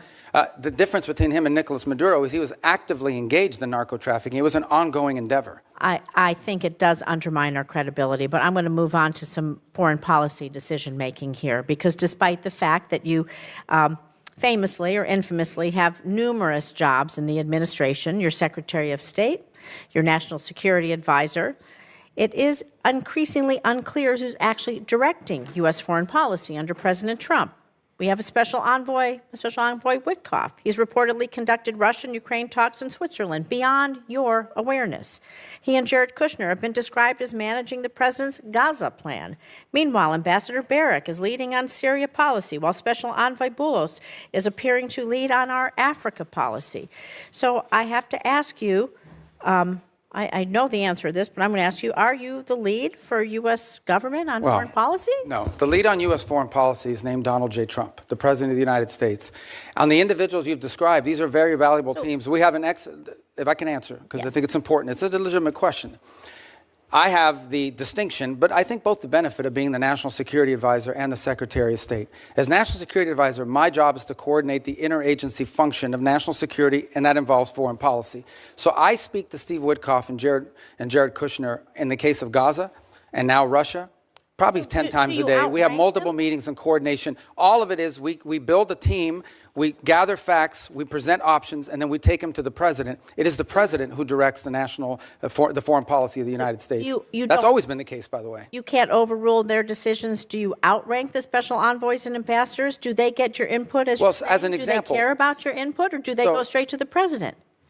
There's no time in which the president has presented an option by one of us at the exemption of everybody else. It depends on the portfolio. But in every one of these portfolios, we have a team approach to this, which is the way the system is supposed to work. It's not the way it's always worked. You have had in the past tensions between the National Security Council that became operational and the Department of State. In this particular case, there's not much conflict between the two because it's the same person. And we basically, what we basically try to do in every one of these unique missions is we create a consensus team around it, and then we present the president options together.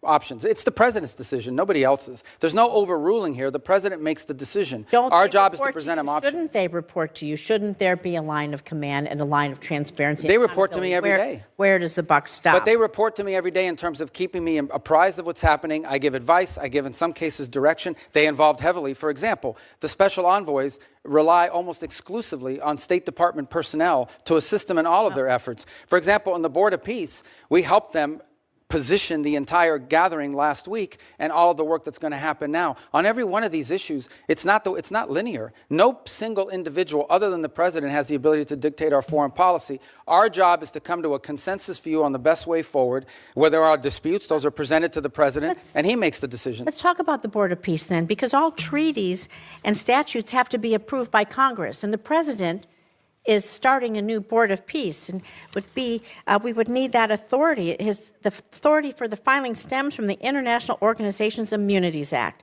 but it's my understanding it only provides the president with such authority when participation by the in an organization has been approved by treaty or statute. Treaties and statutes must be approved by Congress, so when will the administration be requesting Congress pass legislation to authorize the president to extend this benefits to the Board of Peace, creating the Board of Peace, and when will it be sent? Well, actually, the Board of Peace was chartered and set up by the UN Security Council through a vote of the UN Security Council as to deliberation. So it's an international organism recognized by the Security Council of the United Nations, which is something I think many of you should be supportive of, the fact that we're doing it. The president is claiming his authority is from the International Organizations Immunities Act, and this law only provides the President authority when U.S. participation has been approved by treaty or statute. I know my time is up. Please consider working with us to do these things. You know what it is to be a senator. You know what that collaboration and cooperation mean. And I think that all of us expect that respect from you and would really appreciate it. Thank you. Thank you, Senator Rosen. Secretary, you've been very generous with your time. We have just a few comments to wind up here. Senator Shaheen. Yes, I agree. Thank you. I hope that you will come more often before this committee.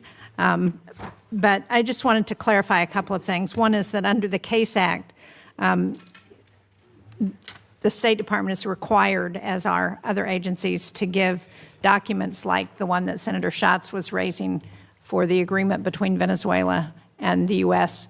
to this committee. We have not yet received it, so I hope that we will see it in the near future. The other thing, with respect to the exchange between you and Senator Rosen, I can tell you that we have, as the minority staff, requested on multiple occasions updates from the State Department on the special envoy's negotiations on the Ukraine war with Russia, and we have been denied access to any of that information. I would hope that, number one, that would be available, because I think everybody's interested in trying to support efforts to end this war in Ukraine. This should not be an adversarial position. And number two, I would also hope that, like Senator Curtis, that you would be willing to have someone from state come before the committee.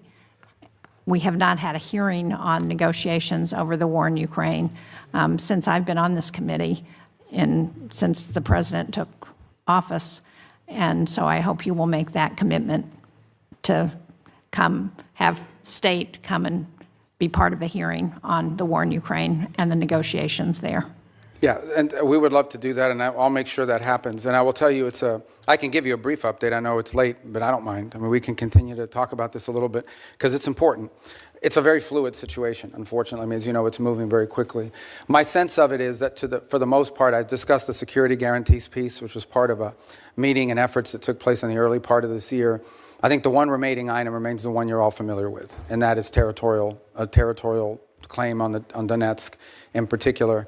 And I know there's active work going to try to see if both sides' views on that can't be reconciled.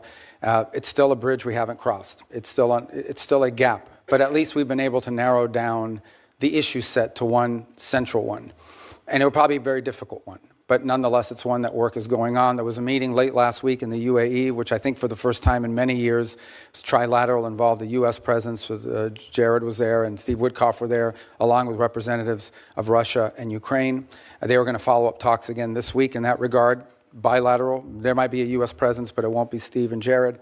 And we continue to try to move that forward. I want to speak in frankness with you. Some of this stuff that's being talked about, it's easier for the parties engaged to find flexibility on some of these matters if they're not being deliberated in the public on a constant basis, because it creates political pressures internally on both sides. As you can imagine in Ukraine, you know, the notion that you would even consider a change in land and after all that's gone in the war it's difficult. And in the case of Russia, they've been telling their people for 2.5 years that they're winning this war overwhelmingly. So people are going to wonder, why are we giving up land if we're winning so strongly? So there's some dynamics there at play that are important. But I think if you need more information on that, we'll provide it. Just know that this has been so fluid that an update like the one I just gave you could be outdated in 72 hours if some new development occurs. But your point is taken, and we'll be responsive to that. I appreciate that. I think the other point of a hearing is it gives people a chance to ask questions that we're hearing, as you know, from our constituents, from other people, and try and get answers. And I appreciate that it's a changing dynamic and that that's always going to be the case, and that there are issues on both in Ukraine and in Russia with respect to what comes out in public. But given the amount of money that the United States has put into supporting this effort, given the support among the American people, and given the support in Congress, it seems to me that we owe people the ability to have a public hearing and to ask questions. Thank you. Thank you. I appreciate that. Secretary Rubio, I don't answer this question if you don't feel it's appropriate, but did I understand you to say that the portion of the discussions regarding settlement in Ukraine, regarding security for Ukraine, are essentially agreed to by both sides? Because that's news to me, and it's a big news item if that's a fact. Well, I think you could argue they're agreed to from our side of the equation. There's obviously a Russian dynamic at play here. And of course, any security guarantees would come into play after the conflict were to end. Of course. And so there's that component to it. But the broader point I was making is that in all these discussions about security guarantees that people are putting out there, it's pretty clear that the only security guarantee that people keep pushing forward is one that involves a deployment of some European troops on the ground, but with a very strong U.S. backstop. My point being, it was in the broader context of the NATO alliance, and that is, we have to understand that even something like that, in Europe, they don't have the capabilities of doing a real security guarantee without a U.S. backstop, which tells you the capability gap that needs to be closed. And it's one of the reasons why the president keeps pointing to NATO and its need for our partners to get stronger. And it is true, they've committed to 5% spending. That's obviously going to take some time. But that's really the broader point I was trying to make in that regard. But every notion of security guarantee that's been talked about and that the Europeans have pushed is one that requires a strong commitment by the United States as a backstop, which, in essence means we would be committed, potentially, in a conflict, in a future conflict. And that's something that I think needs to be understood in the context of what I've just described as the problems with NATO capabilities. Very clear. Thank you very much. Thank you again for your time. I'm going to leave the record open until close of business tomorrow. If there are questions, I'd appreciate it if you'd assist in getting answers to those questions.